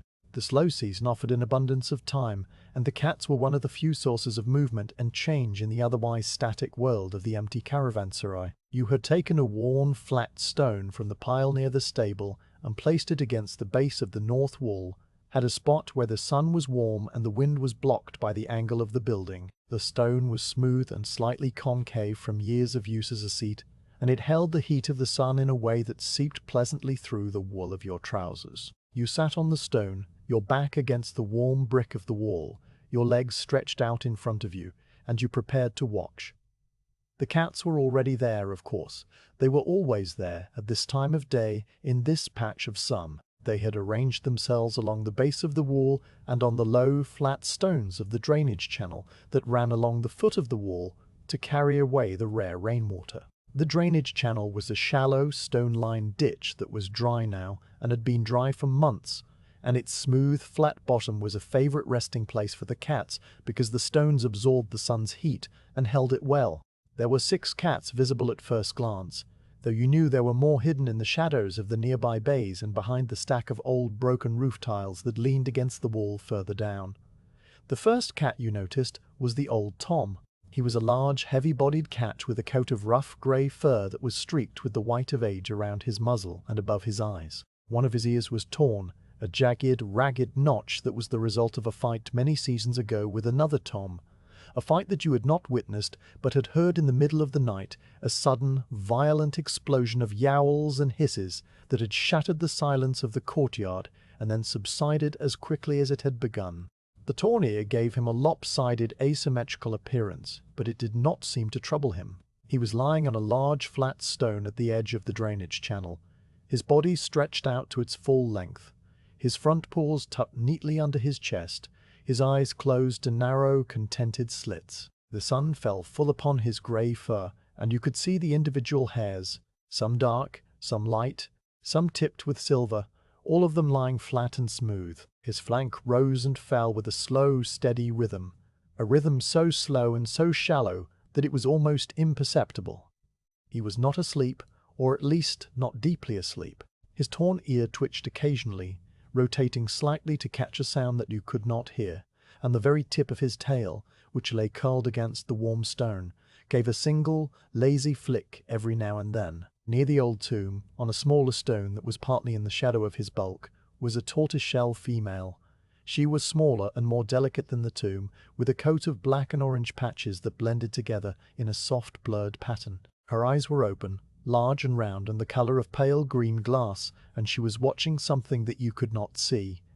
Her head was lifted slightly, her ears pricked forward, and her entire body was tense with a quiet, focused attention. You followed the line of her gaze and saw, at the far end of the drainage channel, a single, small brown moth that had emerged from some hidden crevice to flutter weakly in the thin winter sun. The moth was small and drab, its wings a dusty brown that matched the color of the dried mud, and it moved in a slow, erratic, spiraling path, rising a few inches and then falling back, as if the cold air was too thick for it to navigate. The tortoiseshell cat watched the moth with a profound, unwavering intensity. Her pupils were wide and dark, and the muscles in her shoulders and haunches were coiled and ready. But she did not move. The moth was too far away, and the effort of rising and stalking and pouncing was, on this warm, still afternoon, too great a demand. She watched, and the moth fluttered, and nothing happened. Further along the wall, near the place where the drainage channel disappeared under a small arched opening in the wall, were the 3 grey kittens. They were not truly kittens anymore. They had been born in the late spring, during the busy season when the courtyard was full of noise and movement, and they had spent their first months hidden in a deep, narrow space beneath the floor of the stables, emerging only at night to nurse from their mother, a lean, wary grey female who was now lying a short distance away, her eyes half closed, her body a study in relaxed vigilance. The kittens, now half grown, had the long legs and the awkward, gangly proportions of adolescence. Their fur was a soft, uniform grey, the colour of the dust on the road, and their eyes were a pale, clear blue that would eventually darken to the green or gold of adulthood. The three kittens were not still. They were the only source of active movement in the entire sun-warmed patch of wall. One of them, the smallest and seemingly the boldest, was engaged in a fierce, silent battle with a dried, curled leaf that had blown into the drainage channel. The leaf was brown and brittle, and it skittered and crunched under the kitten's patting paws. The kitten would crouch low, its hindquarters wriggling with exaggerated intensity, and then it would pounce, landing on the leaf with both front paws and then batting it away across the smooth stone. The leaf would tumble and spin, and the kitten would watch it with wide, intense eyes, its head cocked to one side, before crouching and pouncing again. The second kitten was watching the first with a look of detached, superior boredom. It was sitting upright on its haunches, its tail wrapped neatly around its front paws, and its eyes followed the antics of its sibling with a slow, languid blink. Occasionally it would lift one paw and lick it, a single, fastidious stroke of its small pink tongue, before returning its attention to the leaf battle. The third kitten was asleep, curled into a tight, perfect circle of grey fur, its nose tucked under its tail, its small sides rising and falling in a rapid, shallow rhythm that was much faster than the slow, deep breathing of the old Tom.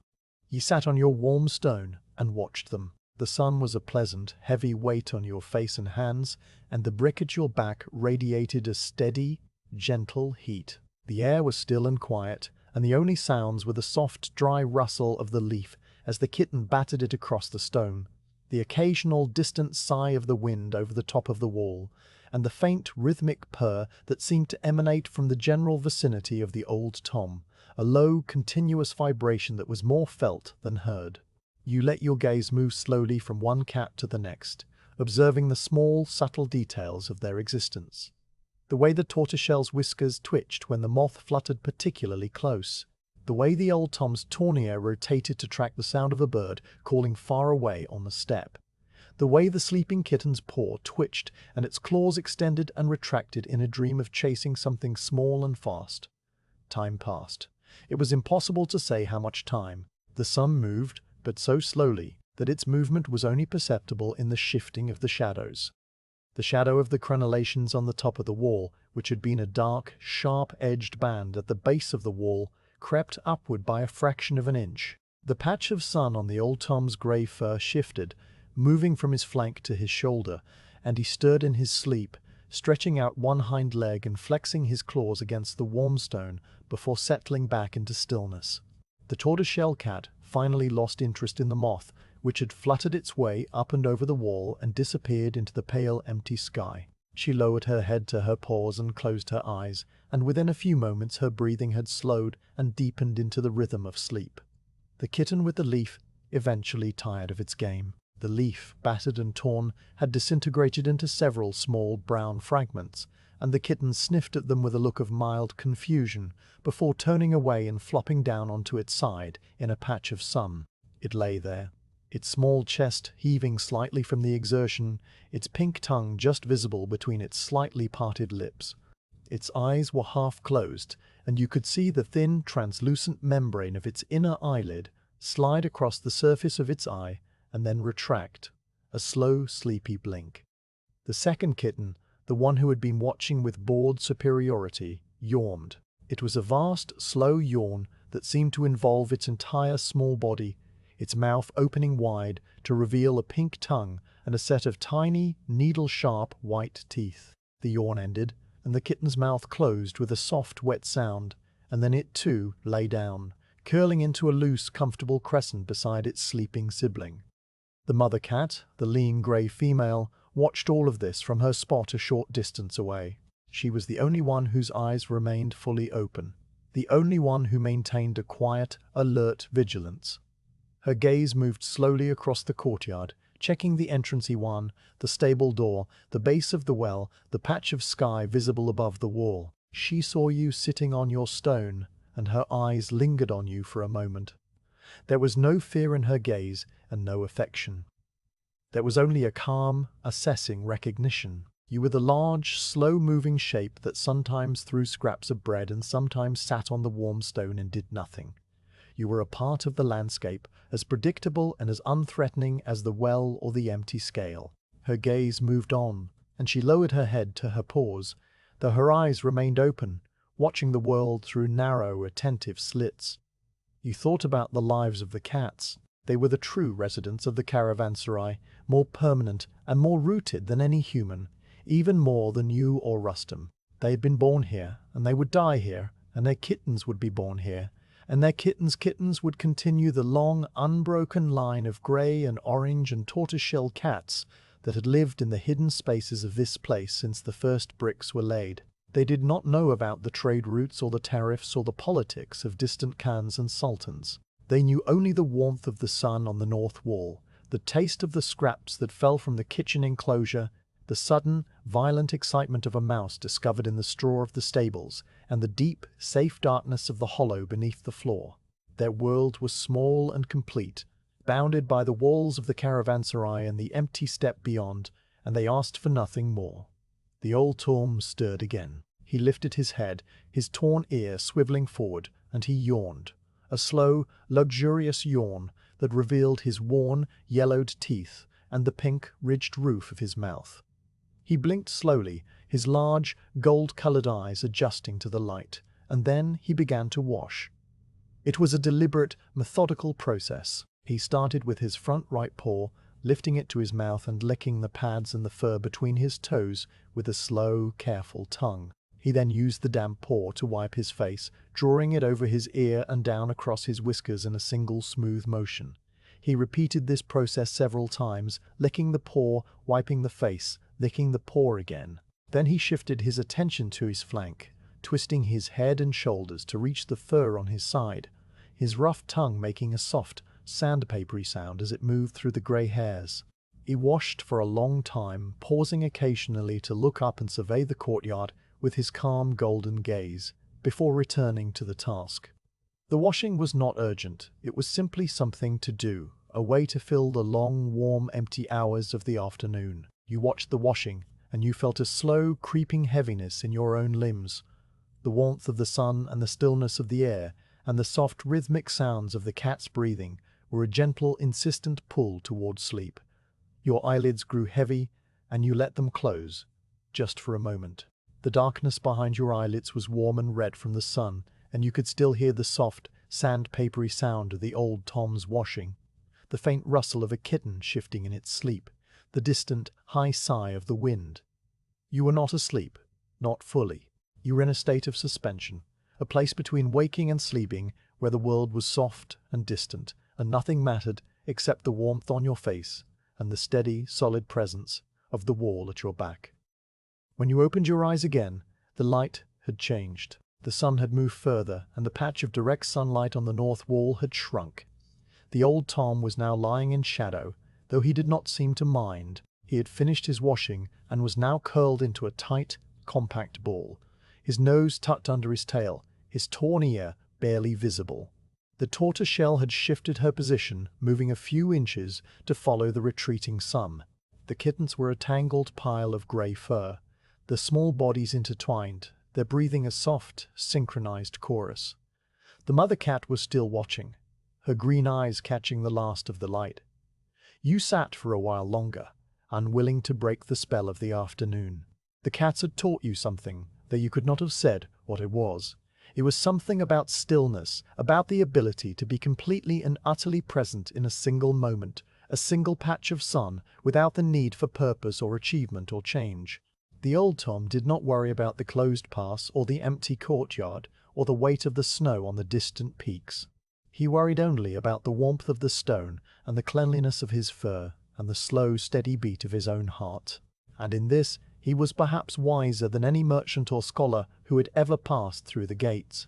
Eventually, the cold began to creep back into the air, and the last of the direct sun slipped away from the north wall, leaving it in the soft blue shadow of the late afternoon. You stood up slowly, your joints stiff from sitting so long, and you brushed the dust from the back of your wool trousers.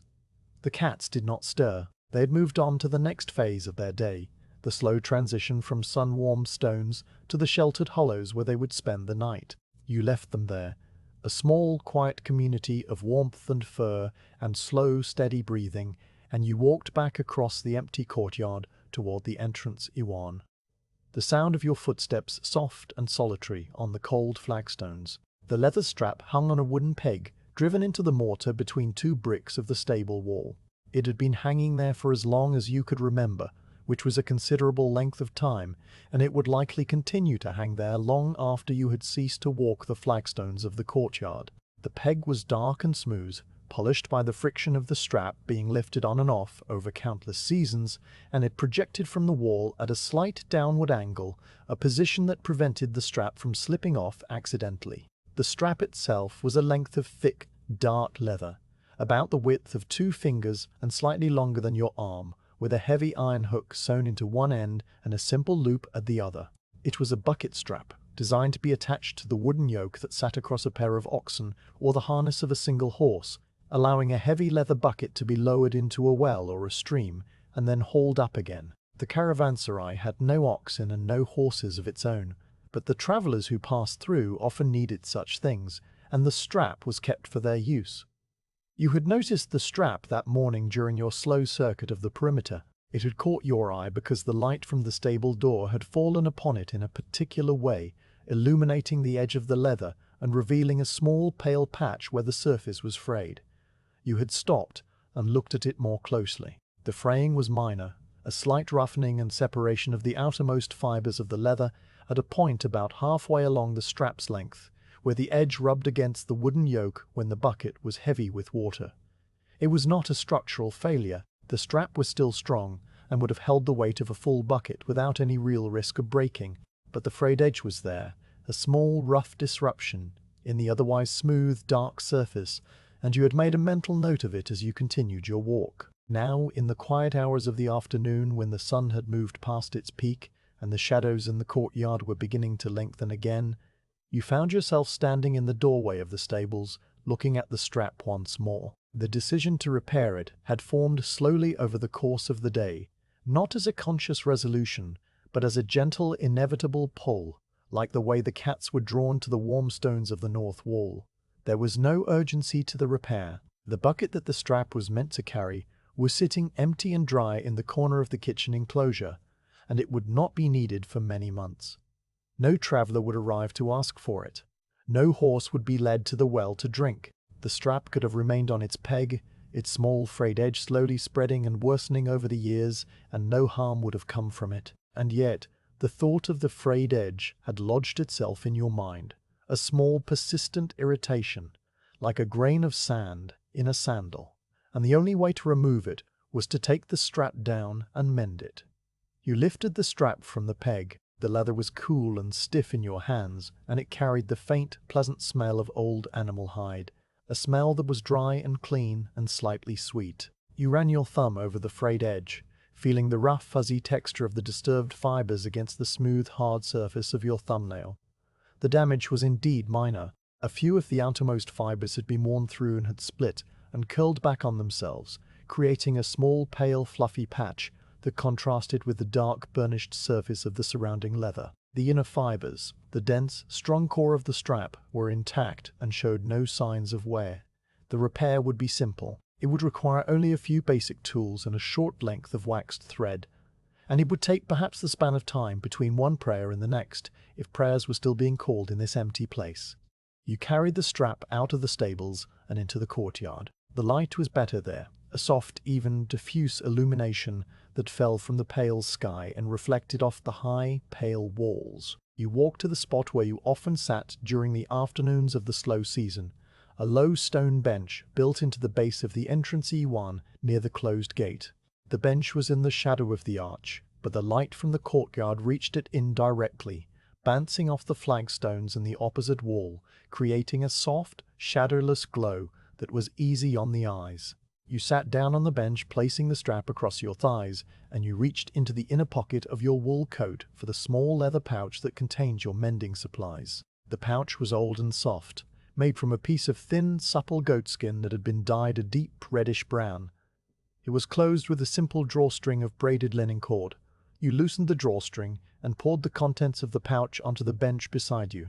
The items were few and simple. There was a small flat piece of beeswax, slightly sticky to the touch, and carrying a faint, sweet, honeyed scent. There was a coil of thick, strong linen thread that had been rubbed with the beeswax to make it smooth and waterproof, and to prevent it from fraying as it was pulled through the tough leather. There were 2 iron needles of different sizes, both slightly curved and with large oval eyes, their surfaces dark and smooth from years of use. And there was an awl, a simple tool consisting of a sharpened iron spike set into a worn wooden handle that fit comfortably in the palm of your hand. You picked up the strap and examined it again, this time with the specific intention of planning the repair. The frayed area was located on the edge of the strap, not on the flat surface, which meant that a simple running stitch along the edge would be sufficient to bind the loose fibers and prevent further wear. You would need to pierce the leather on either side of the frayed area, passing the waxed thread through the holes and pulling it tight, creating a series of small, neat loops that would encase the damaged edge and hold it together. The work would be visible, a line of pale waxed linen against the dark, aged leather, but this did not trouble you. A visible repair was a sign of care, a record of attention paid to a small, overlooked thing. You selected the smaller of the 2 needles and threaded it with a length of the waxed linen. The thread was stiff and slightly sticky from the beeswax, and it took a moment of patient focus to pass the end through the small oval eye of the needle. You pulled the thread through until the 2 ends were even, and then you twisted them together between your thumb and forefinger, creating a single, strong strand. You set the threaded needle aside and picked up the awl. The wooden handle was warm and smooth in your palm, its surface worn into subtle, shallow depressions that matched the contours of your grip. You positioned the tip of the awl against the leather, just below the beginning of the frayed area, at a point where the fibers were still sound and solid. Piercing the leather required a steady, firm pressure. You leaned into the awl, using the weight of your upper body to drive the sharp iron point through the tough, dense material. The leather resisted for a moment, and then, with a small soft pop that was more felt than heard, the tip broke through the far side. You withdrew the awl carefully, leaving behind a small, clean, round hole. You repeated this process on the other side of the frayed edge, creating a matching hole a short distance away. The holes were neat and precise, and they were spaced evenly, a finger's width apart. A distance that you had determined through years of practice was optimal for this type of edge repair. You picked up the threaded needle. The first stitch was always the most deliberate. You inserted the tip of the needle into the first hole and pushed it through, feeling the slight resistance of the waxed thread as it followed the path carved by the awl. You pulled the thread slowly, watching it slide through the leather until the 2 ends were even, and a small, neat loop of linen lay across the frayed edge. You then passed the needle back through the second hole from the opposite side and pulled the thread tight. The loop of linen contracted, pressing firmly against the damaged edge and binding the loose fibers together. You repeated this motion, passing the needle through the first hole again and then back through the second, creating a second loop that lay beside the first. This was the saddle stitch, a simple ancient technique that used a single thread passed back and forth through the same holes, creating a strong, durable seam that would not unravel even if one of the stitches broke. The work was slow and rhythmic. The needle moved through the leather with a soft, whispering sound, and the waxed thread made a faint, tacky noise as it was pulled tight. You watched your hands as they performed the familiar motions, the fingers of your left hand holding the strap steady, the fingers of your right hand guiding the needle and pulling the thread. The light in the entrance you won was soft and even, and it fell upon the dark leather and the pale thread and the worn wooden handle of the awl with a quiet, impartial clarity. The world outside the arch of the Yawan, the empty courtyard and the silent stables, and the distant snow-covered peaks, receded into a soft, unfocused background. Your attention was narrowed to the small, specific task before you. the repair of a strap that needed no repairing. As he worked, your gaze occasionally lifted from the strap and drifted out into the courtyard. It was during one of these moments, when your eyes were resting on the flagstones near the base of the eastern wall, that you noticed the ants. They were small and dark, a species that was common in this dry, dusty land, and they were moving in a long, orderly column across the warm stones. The column emerged from a small, almost invisible crack at the base of the wall, wound its way across a section of flagstone, and disappeared into another crack near the corner of the stable. The ants were engaged in some purpose that was opaque to you, some complex communal task of foraging or nest building or communication that had been going on in this same spot for longer than the caravanserai had existed. You watched the column for a moment, your hands pausing in their work, and then you saw it. Near the middle of the column, a single ant was moving against the flow. It was carrying a burden, a single, immense grain of wheat. The grain was pale and golden, a perfect plump kernel that had likely fallen from a torn sack during the busy season and had lain unnoticed in a crack or crevice until this ant had discovered it. The grain was enormous compared to the ant, many times its size and weight, and the ant was struggling under the load. It moved slowly, its progress a series of small, staggering steps, and it frequently stopped altogether, the grain wobbling precariously above its head. The other ants in the column flowed around it, touching antennae briefly as they passed and then continuing on their way, leaving the burdened ant to its solitary monumental task. You watched the ant for a long time. The progress was slow, almost imperceptibly slow, but it was progress nonetheless. The grain of wheat moved across the flagstone by tiny increments, each one the result of a tremendous, invisible effort. The ant's path was not straight. It veered slightly to the left, then corrected, then veered to the right, as if the weight of the grain was pulling it off course. It navigated the small, rough irregularities of the stone surface, the tiny pits and ridges that were like mountains and valleys at its scale, with a patient, unthinking determination. It did not know why it was carrying the grain. It did not know where the grain was going or what purpose it would serve. It only knew that the grain must be moved, and so it moved it. You returned your attention to the strap. The needle moved through the leather. The thread pulled tight. The loops of linen accumulated along the edge. The frayed area was gradually being enclosed, bound by the neat, even stitches. The pale, fluffy fibers were pressed flat against the dark leather, held in place by the tension of the thread. The repair was not invisible, but it was strong and clean, and it would hold for many more seasons of use. When the frayed area had been completely covered by the line of stitches, you made a final pass with the needle, looping the thread back through the last hole several times to create a small, secure knot. You pulled the knot tight, and then, using the sharp edge of the awl, you cut the remaining thread close to the leather. The repair was finished. You set the needle and the awl aside and lifted the strap, holding it up to the light. The line of pale, waxed linen stitches stood out clearly against the dark, aged leather, a small, neat scar that marked the place where the damage had been.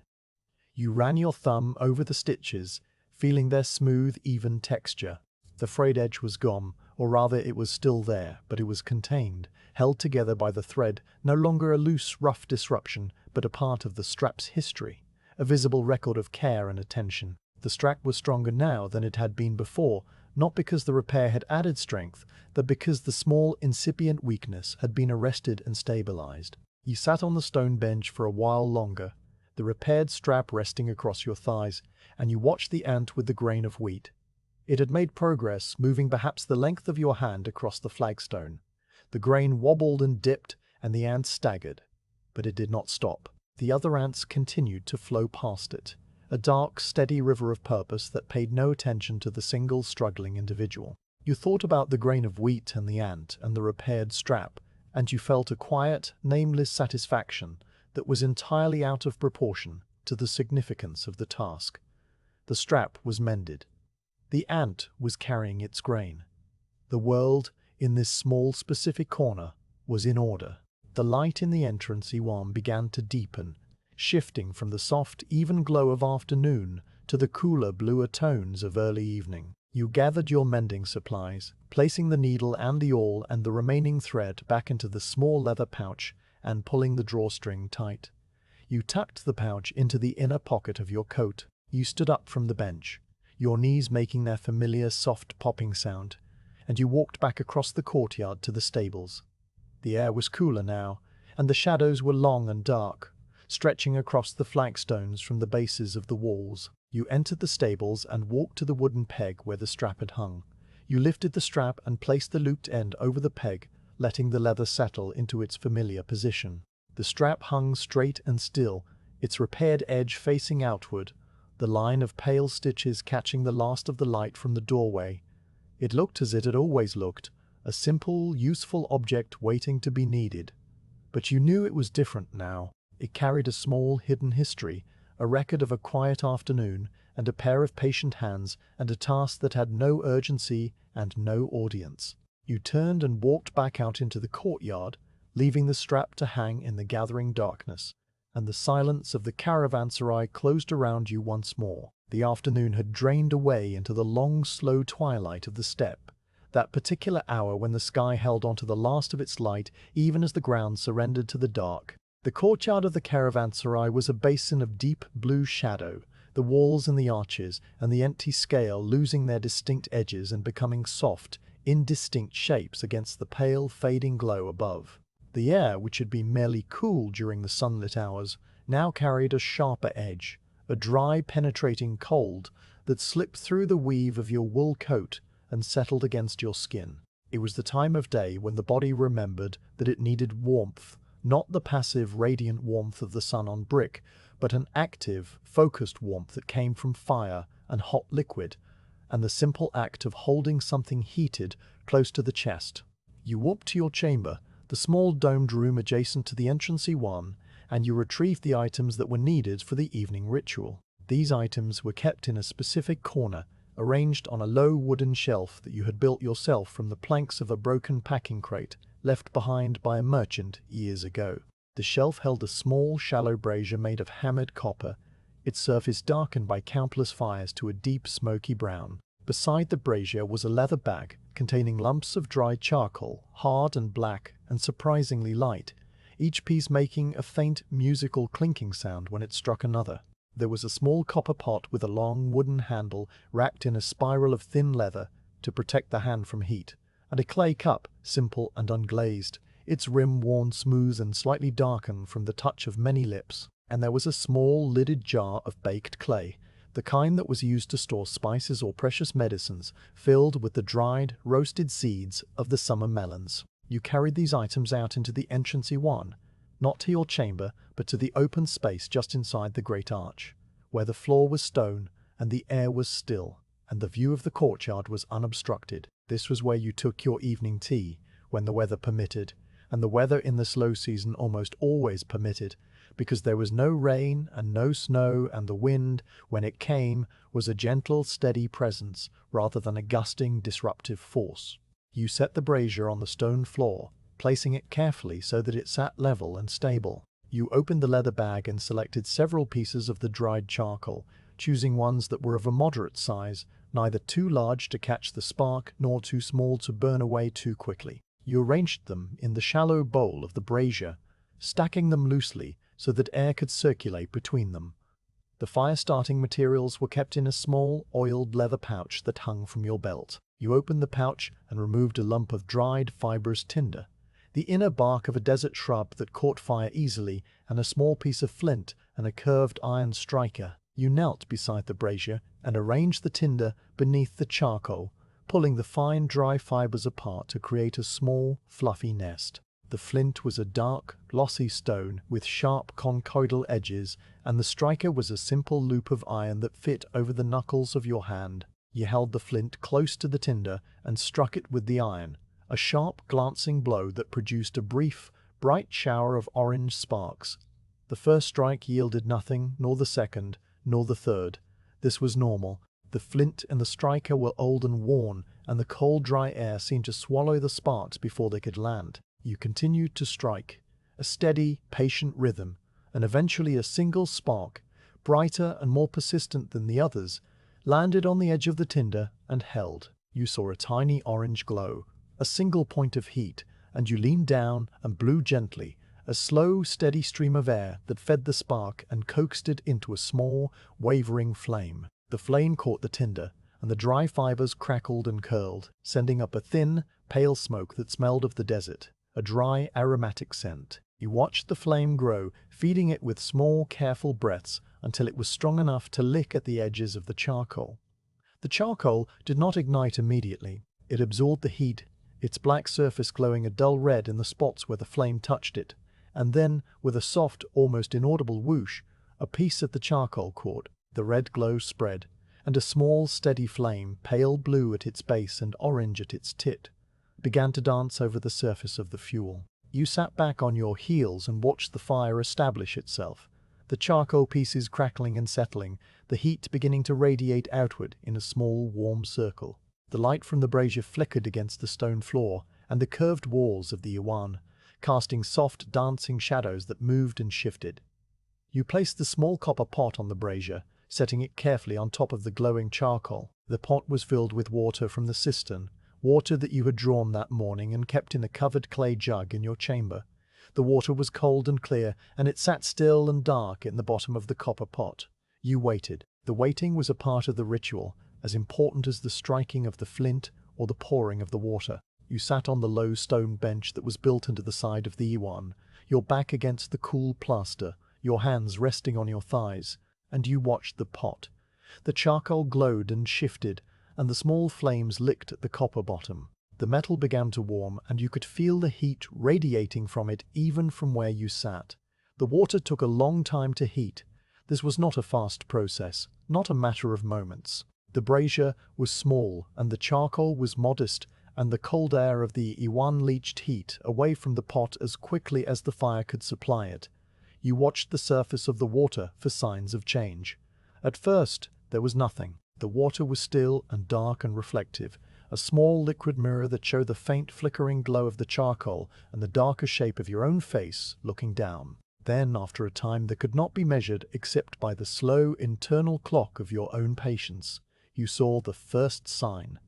Tiny bubbles, no larger than pinpricks, began to form on the inner surface of the copper pot, clinging to the metal. They appeared slowly, one by one, and they trembled slightly as if uncertain whether to release their hold and rise. You watched the bubbles.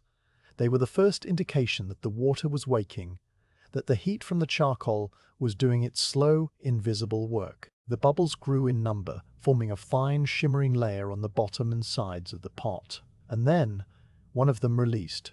It detached from the copper and rose, a tiny, perfect sphere of air, wobbling slightly as it ascended through the cold water. It reached the surface and vanished with a sound so small that it was less a sound and more a sensation, a faint, silvery tick at the very edge of hearing. Another bubble followed, and another, a slow, intermittent procession of tiny, rising spheres. The water was not boiling, not yet. It was shivering, a gentle, premonitory tremor that ran through the liquid as the heat began to take hold. The shivering continued for a long while. The bubbles rose more frequently, and the surface of the water began to show a faint, almost imperceptible movement, a subtle, circular current driven by the rising warmth. You reached into the small lidded jar and took out a pinch of the dried melon seeds. The seeds were flat and oval, a pale, creamy beige in color, and they were hard and smooth to the touch. They had been collected from the ripe, sweet melons that grew in the fenced garden during the brief hot summer, melons that were sliced open and eaten in the shade of the plane tree, their orange flesh cool and dripping with sweet juice. The seeds had been washed and dried in the sun on a flat stone, and then they had been roasted slowly in a dry pan over a low fire until they turned a shade darker and released a faint, nutty fragrance. The roasting transformed them, driving off the last of the moisture and bringing out a deep, toasty, slightly bitter flavor that was nothing like the sweet flesh of the melon, but was pleasant in its own quiet way. You held the pinch of seeds in your palm, feeling their smooth, dry surfaces. They were cool and they smelled faintly of the summer that had passed, a ghost of warmth and sun and growing things. You waited until the surface of the water in the pot was covered with a fine shimmering net of tiny bubbles, and the shivering had become a continuous, gentle tremor. Then you dropped the seeds into the water. They fell with a series of soft, plinking sounds, and they floated for a moment on the surface, buoyed by the tension of the water, before they began to sink. They drifted downward slowly, tumbling and spinning, their pale shapes visible against the dark copper bottom. When they reached the bottom, they settled there, a small scattered cluster of seeds resting on the hot metal. The water continued to heat. The bubbles rose faster now, and the shivering became a more pronounced movement, a gentle, rolling simmer. The seeds on the bottom of the pot began to move, nudged by the currents of the warming water, and they released their flavor into the liquid. The flavor was subtle, not a strong, assertive taste like the black tea that came from the east, or the fragrant green tea that was sometimes brought by travelers from the distant mountains. It was a quiet, nutty, slightly earthy flavor, a taste of roasted grains and warm soil, and the faint, lingering memory of sweetness. The water in the pot began to take on a pale, golden-brown hue, the color of old parchment or the light through a dust-filled window. The color deepened slowly, spreading from the seeds outward, until the entire contents of the pot were a uniform, warm amber. The smell of the tea rose with the steam. It was a gentle, unobtrusive smell, not the sharp, invigorating scent of true tea, but a softer, rounder aroma that spoke of comfort and patience. It filled the entrance, Iwan, mixing with the faint, dry smell of the charcoal and the cool, clean scent of the evening air.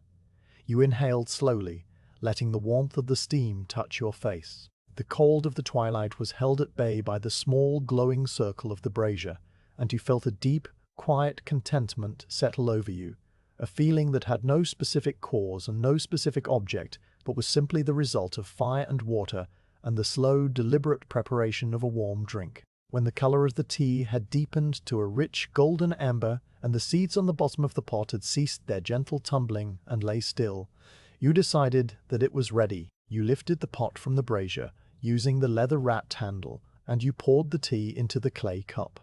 The stream of liquid was a thin, steady arc of gold, and it made a soft, musical sound as it filled the cup. The steam rose in a thick, fragrant cloud, and the seeds, which had been carried along by the flow, settled in the bottom of the cup. A small, dark deposit of spent flavor. You set the pot aside and picked up the cup. The clay was warm, almost hot, and you cradled it in both hands, feeling the heat seep into your palms and fingers. The warmth spread from your hands up through your wrists and into your arms, a slow, pleasant invasion that pushed back against the chill of the evening. You lifted the cup to your lips and blew gently across the surface of the tea, sending a ripple across the golden liquid and dispersing the steam. Then you took a sip. The taste was exactly as you remembered it, because it was always exactly the same. It was the taste of the slow season, the taste of evening spent in the quiet of the entrance Iwan, watching the light fade from the courtyard and the stars begin to appear in the darkening sky. It was nutty and warm and slightly bitter, with a faint, toasted undertone and the barest hint of the sweetness that had once lived in the flesh of the melon. It was not a complex taste, not a taste that demanded attention or analysis. It was a simple, honest taste, the taste of seeds that had been dried and roasted and steeped in hot water, and it asked nothing of you except that you be present and still and willing to receive its quiet comfort. You took another sip, holding the warm liquid in your mouth for a moment before swallowing. The heat traveled down your throat and spread through your chest, a small internal sun that warmed you from the inside. The clay cup was a perfect, smooth weight in your hands, and the steam continued to rise, curling upward and disappearing into the dim, vaulted space of the Awan. You looked out into the courtyard. The blue of the twilight had deepened, and the first stars, the bright, steady ones that appeared before the full darkness, were visible in the pale strip of sky above the western wall. The flagstones of the courtyard were a soft, indistinct grey, and the empty scale stood in the center like a silent, skeletal tree, its pans hanging motionless, its chains catching the last faint glimmer of light from the sky. The silence of the Caravanserai was absolute. It was the silence of the steppe, a vast enveloping quiet that seemed to press in from all sides, muffling the world and slowing time. There was no wind now, not even the gentle sigh through the ventilation slits. There was no sound of animals or birds or distant travelers. There was only the faint, barely audible hiss of the charcoal dying in the brazier and the soft, rhythmic sound of your own breathing. The silence was not empty. It was full of the things that were not there, the absent merchants, the missing camels, the unheard voices, the unplayed music. It was a silence that had weight and texture, a silence that you could feel on your skin and in your bones. You took another sip of the tea. The seeds in the bottom of the cup shifted slightly, making a soft, rustling sound. The warmth of the cup in your hands was beginning to fade, the clay losing its heat to the cold air, and you knew that you would need to drink the rest of the tea soon, before it cooled completely. But there was no hurry. There was no hurry. There was never any hurry in the slow season. The evening stretched out before you, a long, quiet expanse of darkness and stillness, and the tea was a small, warm anchor in the middle of it. You thought about the melon seeds. They had come from a fruit that had grown in the sun, fed by the water from the cistern that you had drawn and carried to the fenced garden in a leather bucket, the same bucket that was attached to the strap you had mended. The melon had ripened slowly over the long hot days of summer, its skin turning from green to a pale, netted gold, and when it was ready you had cut it open with a small, sharp knife and eaten the sweet, orange flesh, the juice running down your chin and dripping onto the hot flagstones. The seeds you had saved, spreading them on a flat stone to dry in the sun, turning them over with your finger each day so that they dried evenly. They had shrunk and hardened, and then you had roasted them in a dry pan, stirring them constantly with a wooden spoon until they were fragrant and slightly darkened. And now they were here, in the bottom of a clay cup, having given their flavor to the water that you were drinking on a cold, quiet evening in the slow season. It was a small, complete circle, a closed loop of growth and harvest and preparation and consumption that was repeated every year, as predictable and as comforting as the closure of the high pass. You finished the tea. The last sip was cooler than the first, and it carried a slightly stronger taste of the seeds, a more pronounced bitterness that lingered on the back of your tongue. You tilted the cup and looked at the spent seeds clustered in the bottom.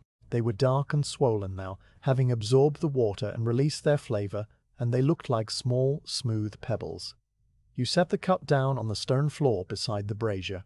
The charcoal had burned down to a bed of pale grey ash, and only a few small red embers still glowed in the center. The heat from the brazier was almost gone, and the cold of the evening was beginning to creep back into the yuan, wrapping itself around your shoulders and seeping up through the stone floor. You sat for a while longer, unwilling to move, unwilling to break the spell of the quiet and the warmth that still lingered in your chest.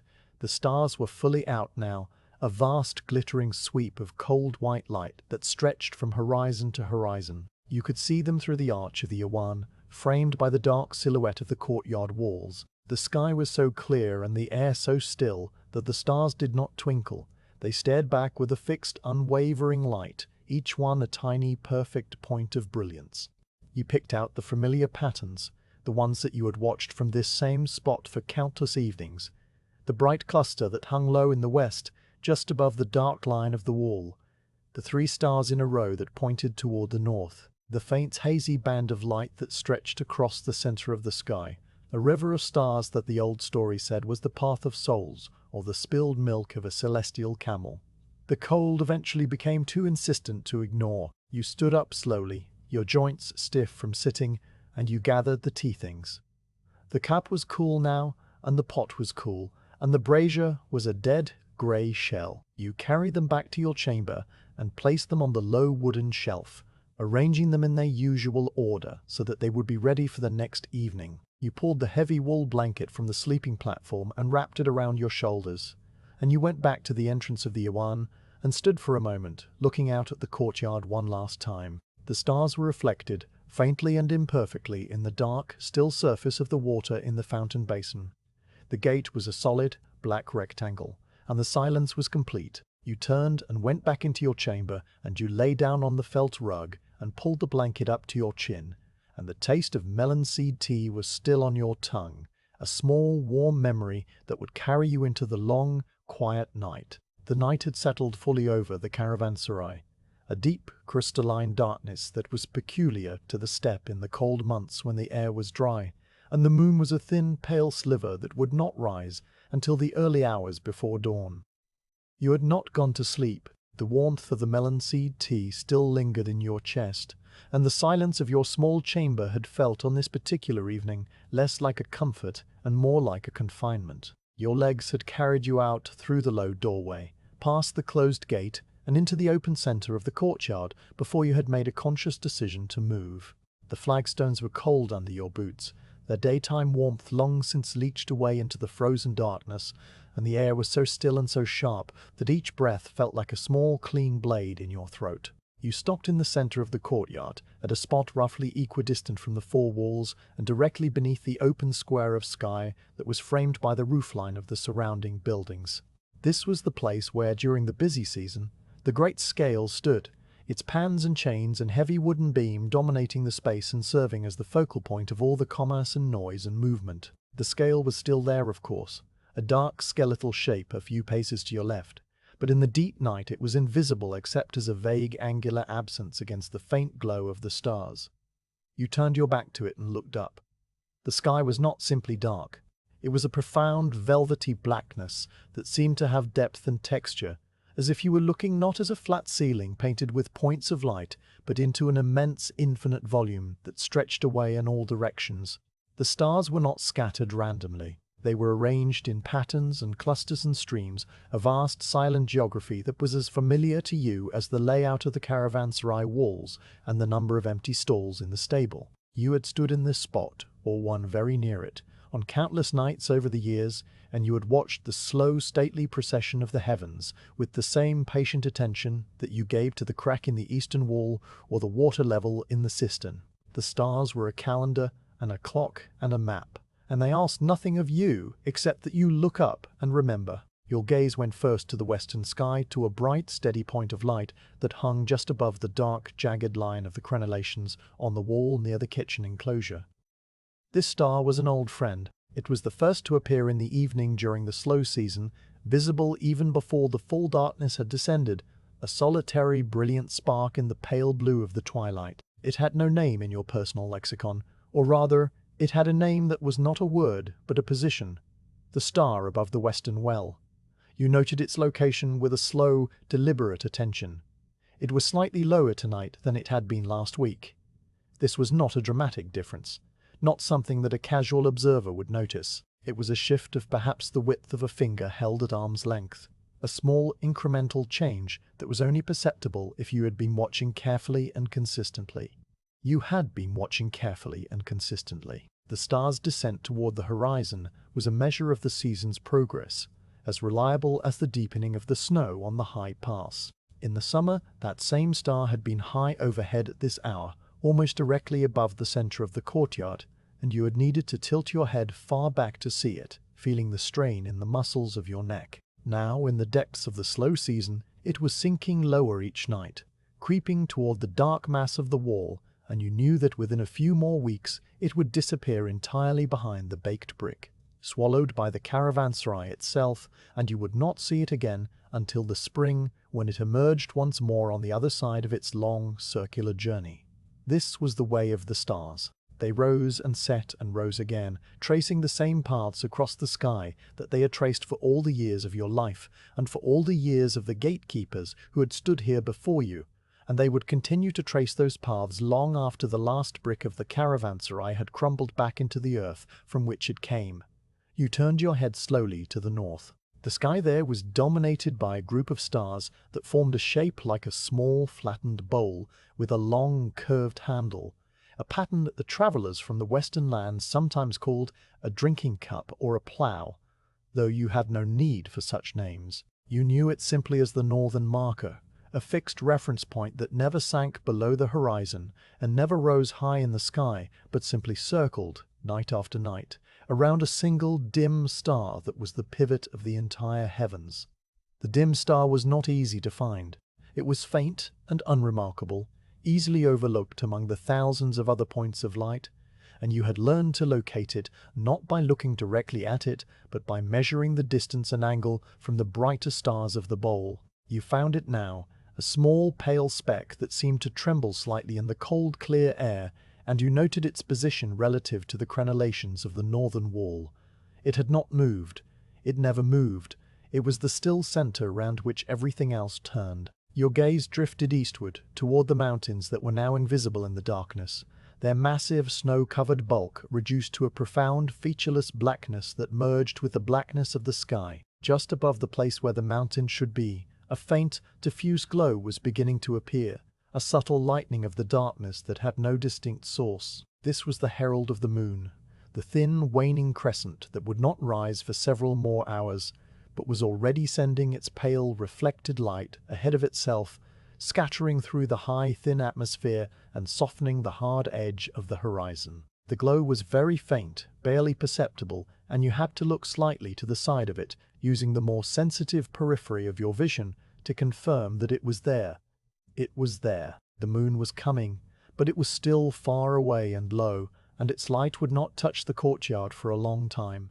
You let your eyes wander across the eastern sky, tracing the familiar patterns that hung above the invisible mountains. There was a group of 3 bright stars in a close, straight line, a formation that the old story said were 3 sisters or 3 hunters or 3 jewels on a belt, and you watched them as they climbed slowly higher, pulling themselves up from the dark mass of the mountains and into the open sky. Below them, closer to the horizon, was a single, brilliant point of light that flickered and flared with a cold, blue-white intensity.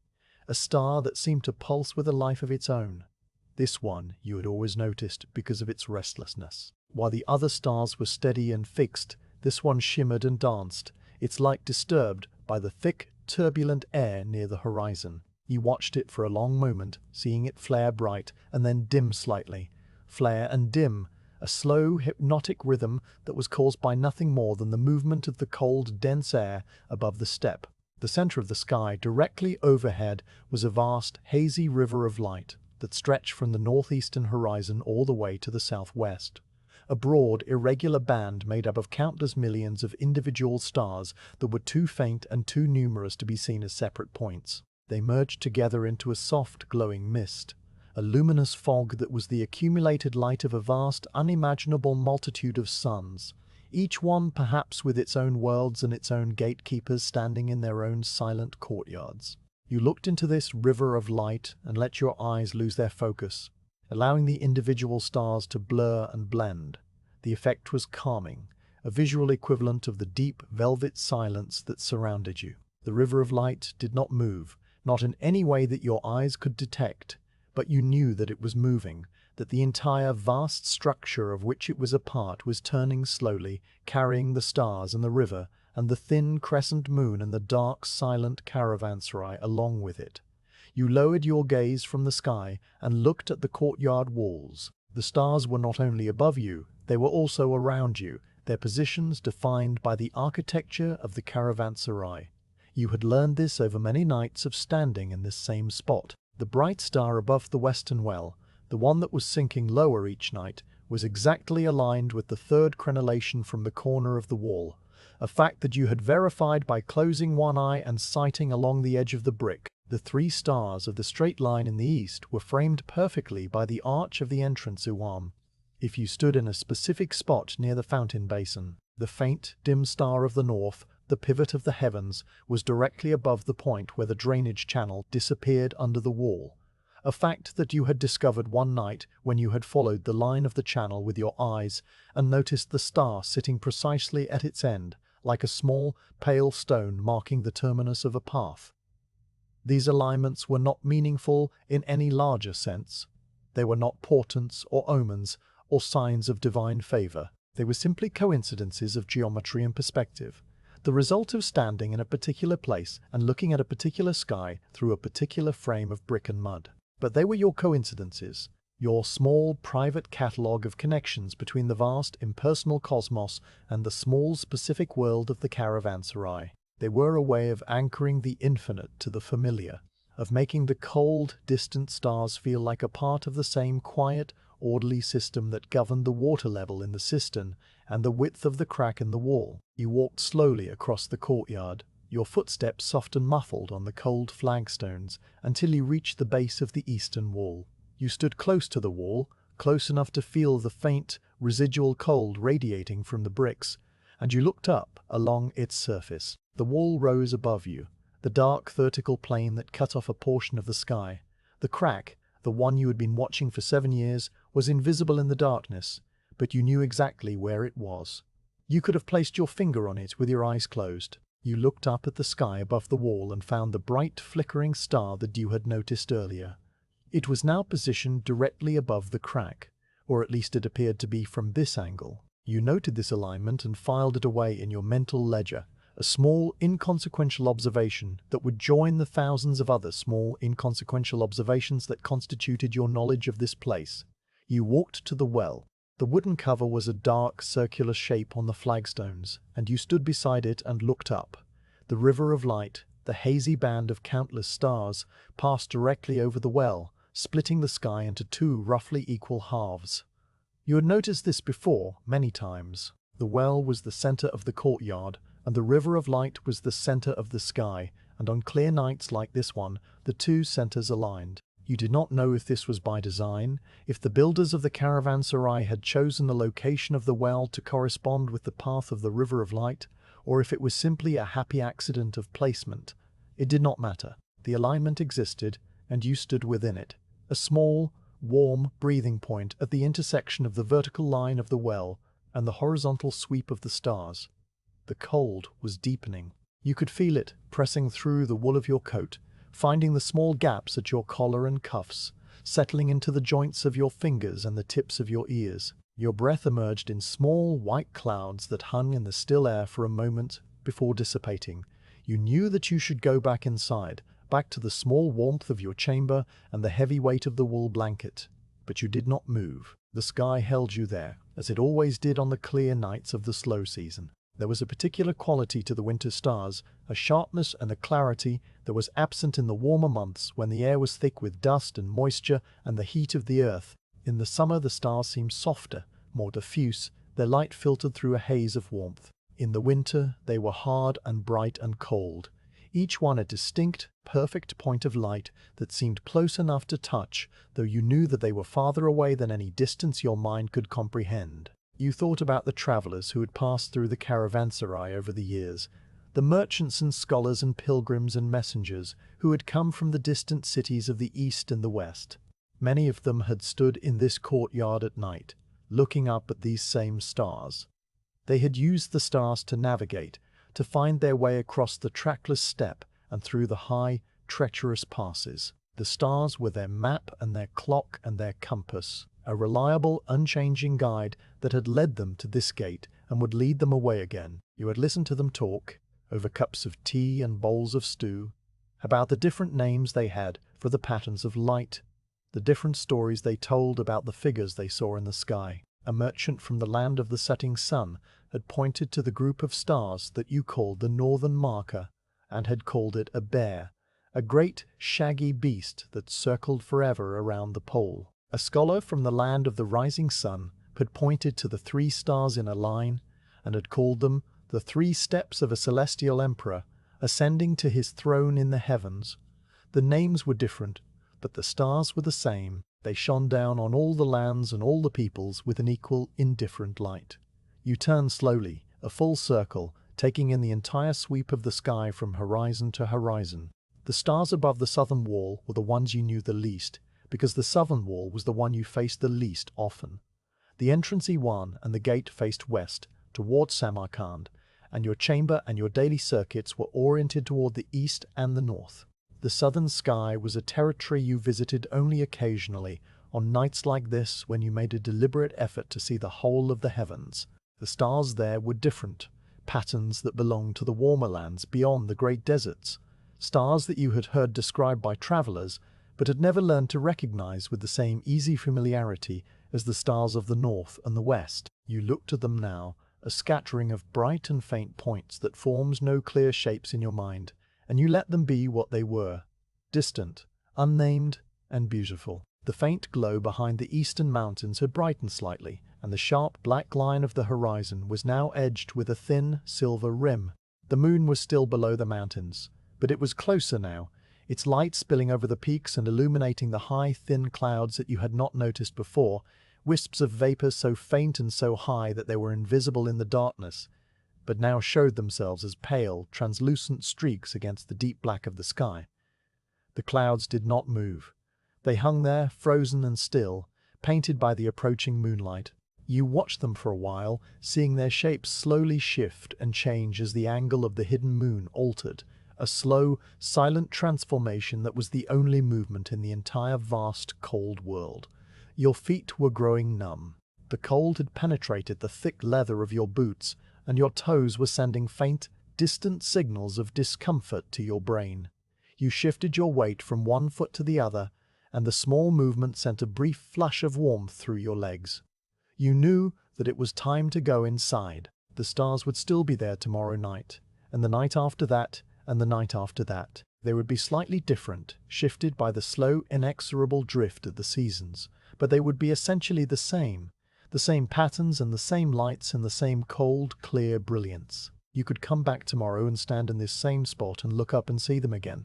You took one last look at the sky, a slow, sweeping glance that took in the river of light overhead, and the bright star above the western well, and the faint, diffuse glow behind the eastern mountains. You fixed the image in your mind, the positions of the stars relative to the walls and the arches, and the dark shape of the scale. You would record some of it in the ledger tomorrow, a few lines about the descent of the western star and the alignment of the northern pivot with the drainage channel.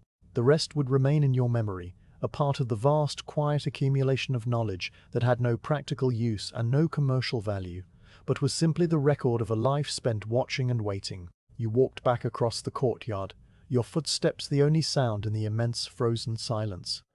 The entrance Iwan was a dark, gaping mouth in the pale wall, and you stepped into its shadow and felt the air change, becoming stiller and slightly warmer, protected from the open sky. You paused at the closed gate and placed your palm against the cold, rough wood, feeling its solid, immovable weight. The gate was braced, the crossbeam seated firmly in its brackets. The caravanserai was sealed against the night, and the cold and the empty steppe. You turned and walked to your chamber, and you lay down on the felt rug and pulled the wool blanket over your body. The image of the stars, the cold, bright points of light, arranged in their ancient, silent patterns, remained behind your closed eyelids, a map of the heavens that you carried with you into the slow, dark waters of sleep. The stars had faded from your closed eyelids, replaced by the soft, grey nothing of a mind that was not quite asleep and not quite awake. You lay on the felt rug in your small chamber, the weight of the wool blanket pressing down on your body with a familiar, comforting heaviness, and you listened to the sounds of the caravanserai settling into the deepest part of the night. The sounds were few and faint, a soft, distant creak from somewhere in the roof timbers as the cold contracted the ancient wood, a tiny rustle from the thatch of the stable roof as a feral cat shifted in its sleep, the barely audible sigh of the wind as it moved across the top of the dome above your head. These were the voices of the building itself, the quiet, ongoing conversation that it had with the night and the cold and the empty steppe, and you had heard them so many times that they were no longer separate sounds, but a single, continuous texture, the audible equivalent of the darkness that filled the chamber. You opened your eyes. The darkness was complete, or nearly complete. The ventilation slit in the wall above the stone table was a faint grey rectangle, a shade lighter than the surrounding blackness, but it provided no illumination. It was simply a reminder that somewhere beyond the thick mud brick walls, the night sky continued its slow sign and turn, and the thin crescent moon was climbing above the eastern mountains, its pale light too weak to penetrate the narrow opening. You lay still for a while longer, feeling the cool air on your face and the warmth of the blanket around your body, and you let your thoughts drift in the slow, aimless way that they did in the hours when sleep was near but not yet arrived. The thought that surfaced most clearly was of the gate. It was always the gate. The gate was the center of your world, the hinge upon which the entire existence of the caravanserai turned, and even in the depths of the night, when no traveler would approach for 100 miles in any direction, the gate occupied a small, permanent place in your awareness. You knew that it was closed and barred. You had closed it yourself days ago, and you had checked it many times since, including just before you had lain down on the felt rug. But the knowledge that it was closed was not the same as the confirmation of the senses. The mind knew, but the body wanted to feel the rough wood under the palm, to see the heavy crossbeam seated in its iron brackets, to hear the solid, final thud of a fist against the unyielding planks. This was the impulse that had driven gatekeepers for as long as there had been gates and walls and things worth guarding, and you had long since stopped questioning it. You pushed the wool blanket aside and sat up. The cold air rushed in to fill the space where your body had been, and you felt it through the thin fabric of your sleeping tunic. Your boots were beside the sleeping platform, exactly where you had left them, and you pulled them on without lacing them, the leather stiff and cold against your feet. You stood up and walked the few steps to the low doorway that led out into the entrancey one. The doorway was a darker rectangle within the darkness, and you passed through it by memory and habit, your hand reaching out to touch the cool plaster of the wall as a guide. The entrancey one was a vast open space, and the air there was colder and drier than the air in your chamber. The high dome ceiling was lost in the darkness above, and the arch that framed the gate was a deep, curving shadow against the slightly less deep shadow of the courtyard beyond.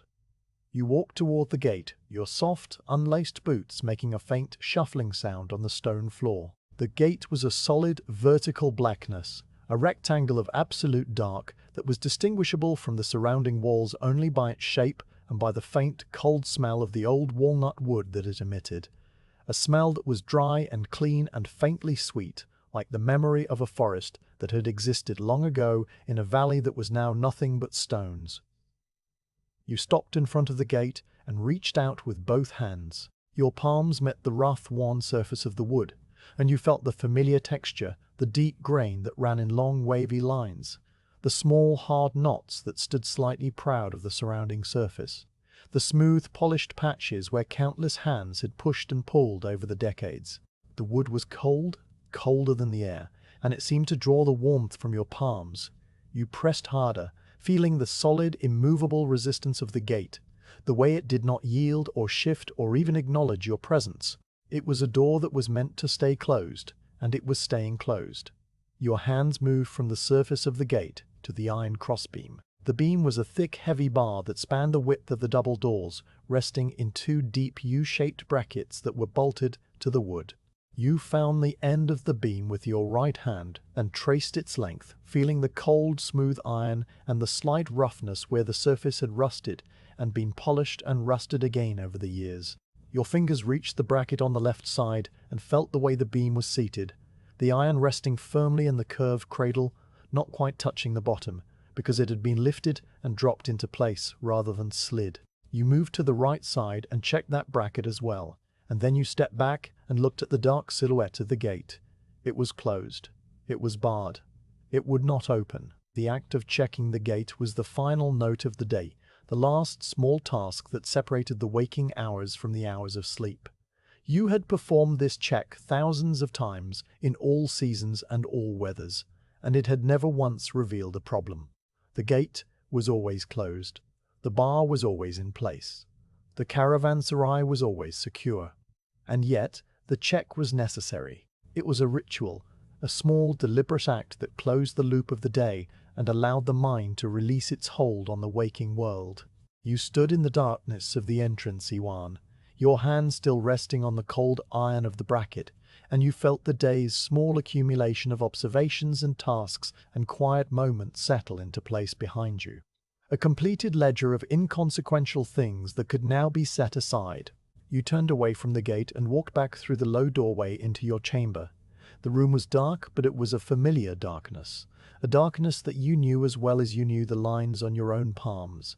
You moved to the small, shallow fireplace that was set into the wall opposite the sleeping platform, a simple recess lined with fire-hardened clay where a small fire could be lit on the coldest nights. The fireplace was cold now, the ashes from the previous evening's small blaze long since grey and dead. You knelt beside it and reached for the pile of dried dung that was stacked neatly in the corner. The dung was from the scrub bushes of the northern plains, the kind that Rustam preferred for his tandoor, and it was dry and light and slightly fibrous, each piece a pale brownish-grey lump that crumbled slightly at the edges. You selected 3 pieces of moderate size and arranged them in the fireplace, stacking them loosely as you had stacked the charcoal in the brazier earlier, leaving space for the air to move. The embers from the evening fire were gone, completely cold, and you would need to start a new flame. You reached for the small leather pouch that hung from a peg near the fireplace, the same pouch that contained your flint and striker and tinder. You knelt on the cold stone floor and arranged a small nest of the dry fibrous tinder beneath the stacked dung, and you struck the flint with the iron striker. The sparks flew, brief and bright in the absolute darkness, and after several attempts one of them landed on the tinder and held. You leaned down and blew gently, a slow, steady stream of air, and the spark grew into a small, wavering flame that licked at the edges of the dung. The flame was pale and blue at its base, and it cast a faint, flickering light that pushed back the darkness of the chamber, illuminating the rough plaster of the walls and the low, domed ceiling and the dark shape of the sleeping platform. The dung caught slowly, as it always did. It was not a fuel that burst into flame. It smoldered and glowed and gradually surrendered its stored heat, releasing a thin, pale smoke that smelled of dry grass and distant plains and the sun of summers past. The smell was not unpleasant. It was the smell of the steppe itself, the smell of the land that surrounded the caravanserai on all sides, and it was a comforting, familiar presence in the small chamber. You watched the flames grow, the pale blue giving way to a warmer orange, and you felt the first faint tendrils of heat begin to radiate from the fireplace. The warmth was slight, barely enough to feel, but it was there, a small glowing heart in the center of the cold, dark room. You stood up and walked to the sleeping platform. The wool blanket was where you had left it, a dark, rumpled shape on the felt rug. You lay down and pulled the blanket up to your chin, arranging it so that it covered your shoulders and your feet and left only your face exposed to the cool air. The platform was firm beneath you, the packed earth and the thick felt providing a surface that was neither soft nor hard, but simply there, a solid, reliable foundation for the long hours of the night. You turned onto your side, facing the fireplace, and you watched the small flames dance and flicker over the slow-burning dung. The sound of the wind reached you then, or perhaps it had been there all along, and you had only just noticed it. It was not a loud sound, not a howl or a roar or a whistle. It was a steady, distant sigh that seemed to come from everywhere and nowhere. A soft, continuous exhalation that ran along the top of the dome, above your head, and around the crenellations of the outer walls. The wind on the steppe at night in the slow season was a patient, persistent presence, a reminder that the world outside the caravanserai was vast and empty and cold, and that the small, warm pocket of air in your chamber was a fragile, temporary thing. But the sound was not threatening. It was simply the voice of the land, the same voice that had been speaking to this place for all the years since the first bricks were laid, and it was as much a part of the caravanserai as the gate or the well or the crack in the eastern wall. You listened to the wind. It rose and fell in slow, gentle waves, a soft rhythmic pattern that had no discernible source and no discernible purpose. Sometimes it was louder, pressing against the dome with a faint, insistent pressure, and sometimes it faded to a whisper so soft that you had to hold your breath to hear it. The flames in the fireplace flickered in response to the changes, leaning and dancing and then straightening again, and the shadows on the walls and ceiling shifted in a slow, hypnotic dance. The smell of the burning dung mingled with the faint, cold scent of the wind that seeped through the ventilation slit, and the combination was the smell of the slow season itself, a smell that you would have recognized anywhere, in any place, at any time. Your eyes grew heavy. The warmth from the fireplace was beginning to accumulate in the small chamber, and you felt it seeping through the wool blanket and into your body, loosening the tight, cold knots in your muscles and joints. Your breathing slowed, matching the slow, steady rhythm of the wind and the flickering of the flames. The thoughts that had been drifting through your mind, the small, inconsequential observations about the gate and the stars and the crack in the wall, began to lose their edges and blend together into a soft, formless haze. You were not asleep, not yet, but you were approaching the border, the gentle, sloping threshold that separated the waking world from the world of dreams. You thought about tomorrow. It would be the same as today, in every measurable way. The gate would still be closed, the courtyard would still be empty. The cats would still sleep on the warm stones of the north wall, and Rustum would still bake more loaves than were needed, and the water in the cistern would still be cold and deep and undisturbed. The sun would rise above the eastern wall and trace its low, shallow arc across the southern sky, and the shadows would stretch and shrink and stretch again, and the wind would sigh over the dome and around the crenellations. You would check the crack in the wall with your reed measure, and it would not have changed by the width of a fingernail. You would sit on the stone bench in the entrance airwan and watch the dust settle on the flagstones, and you would write a few lines in the ledger about the direction of the wind and the quality of the light. And when the evening came, you would light the brazier and heat the water and drink the tea made from the roasted seeds of the summer melons, and you would stand in the center of the courtyard and look up at the stars and note their slow, imperceptible drift across the sky. This sameness, this perfect unbroken repetition of small, quiet days, was not a burden. It was not a source of boredom or frustration or longing for the noise and movement of the busy season. It was a comfort, a deep, profound comfort that came from knowing exactly what the day would bring and exactly what was expected of you. The Caravanserai asked nothing more than that you be present, that you watch and wait and tend to the small, simple tasks that kept the place alive through the long, frozen months. And you gave it that, willingly and without reservation, because it was what you had always done and what you would always do. The wind sighed again. A long, slow breath seemed to wrap itself around the dome and hold it for a moment before releasing it. The flames in the fireplace had burned down to a bed of glowing embers, and the light in the chamber was a soft, warm orange that flickered gently on the walls. The dung had done its work, releasing its stored heat and reducing itself to a pile of pale, fine ash that would be cold by morning. The warmth in the room was at its peak, a gentle, enveloping heat that seeped into your bones and relaxed every muscle in your body. You felt the weight of the day, the small, pleasant tiredness that came from walking the perimeter and sitting in the sun and watching the cats and mending the strap and drinking the tea and standing under the stars. It was a good tiredness, a clean, honest tiredness that had been earned through the simple act of being present in a quiet place. Your eyelids closed. The darkness behind them was warm and red from the glow of the embers, and the sound of the wind was a soft, distant music that had no melody and no rhythm, but was beautiful in its own slow, patient way. You felt yourself sinking, not into sleep, but into something adjacent to sleep, a state of suspension where the world was still present, but softened and blurred, its edges rounded and its demands silenced. The gate was closed. The bar was in its brackets. The fire was burning down to ash. The wind was singing its ancient, wordless song. All was as it should be. You did not know if you dreamed. The hours of the night passed in a soft grey blur, a gentle, undifferentiated flow of darkness and warmth and the distant sound of the wind. At some point, the embers in the fireplace faded from orange to grey, and the last of the heat dissipated into the cold air of the chamber, and the temperature began its slow, inevitable descent toward the chill of dawn. Your body sensed the change and pulled the wool blanket tighter, curling into a smaller, more compact shape to conserve the warmth. But you did not wake. The sleep was deep and still and dreamless, a quiet pool of darkness that held you suspended until the first faint grey light of the winter morning began to seep through the ventilation slit. When you opened your eyes, the chamber was visible again. The dome above you was a pale, curving shape, its cracks and discolorations emerging from the gloom like a familiar map.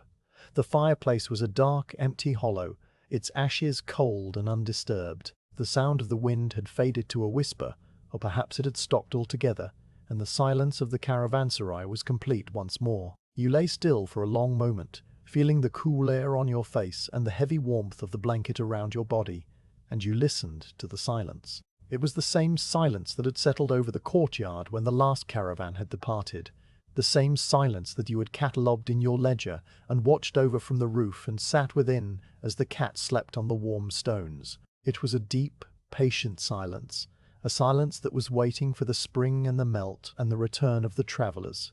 But it was not an anxious silence. It was a comfortable silence, a silence that knew how to wait because it had waited through countless winters before and would wait through countless winters to come. You pushed the blanket aside and sat up. The cold air touched your skin, and you felt the familiar stiffness in your joints, the small, creaking resistance that was the price of a night spent on the firm platform. You pulled on your boots and your heavy wool coat, and you walked to the low doorway and stepped out into the entrance E1. The gate was there, a dark, solid rectangle against the pale grey light of the early morning. The crossbeam was still in its brackets. The Caravanserai was still closed. You walked to the gate and placed your palm against the cold, rough wood, and you felt the same solid, immovable resistance that you had felt the night before, and the night before that, and all the nights stretching back into the unremembered past. The day was beginning. The light in the courtyard was growing, a slow, gradual brightening that revealed the flagstones and the well and the empty scale and the dark arches of the merchant bays. The cats would be stirring soon, emerging from their hidden hollows to find the first warm patch of sun on the north wall. Rustam would be in the kitchen enclosure, feeding the coals in his tandoor and mixing the vast, unnecessary quantity of dough. The water in the cistern would be cold and still and deep, waiting for the bucket that would not be lowered for many months. The crack in the eastern wall would be exactly the same width as it had been yesterday, and you would walk the perimeter and sit on the stone bench and watch the slow, quiet progress of another day in the slow season. You turned from the gate and walked out into the courtyard. The flagstones were cold under your boots, and the air was sharp and clean. You looked up at the pale grey sky, and you saw the first faint hint of colour, a soft, rosy glow that was beginning to touch the high, thin clouds above the eastern mountains. The sun was coming. The day was beginning, and the gate remained closed, braced against the cold and the silence and the long, patient wait for spring.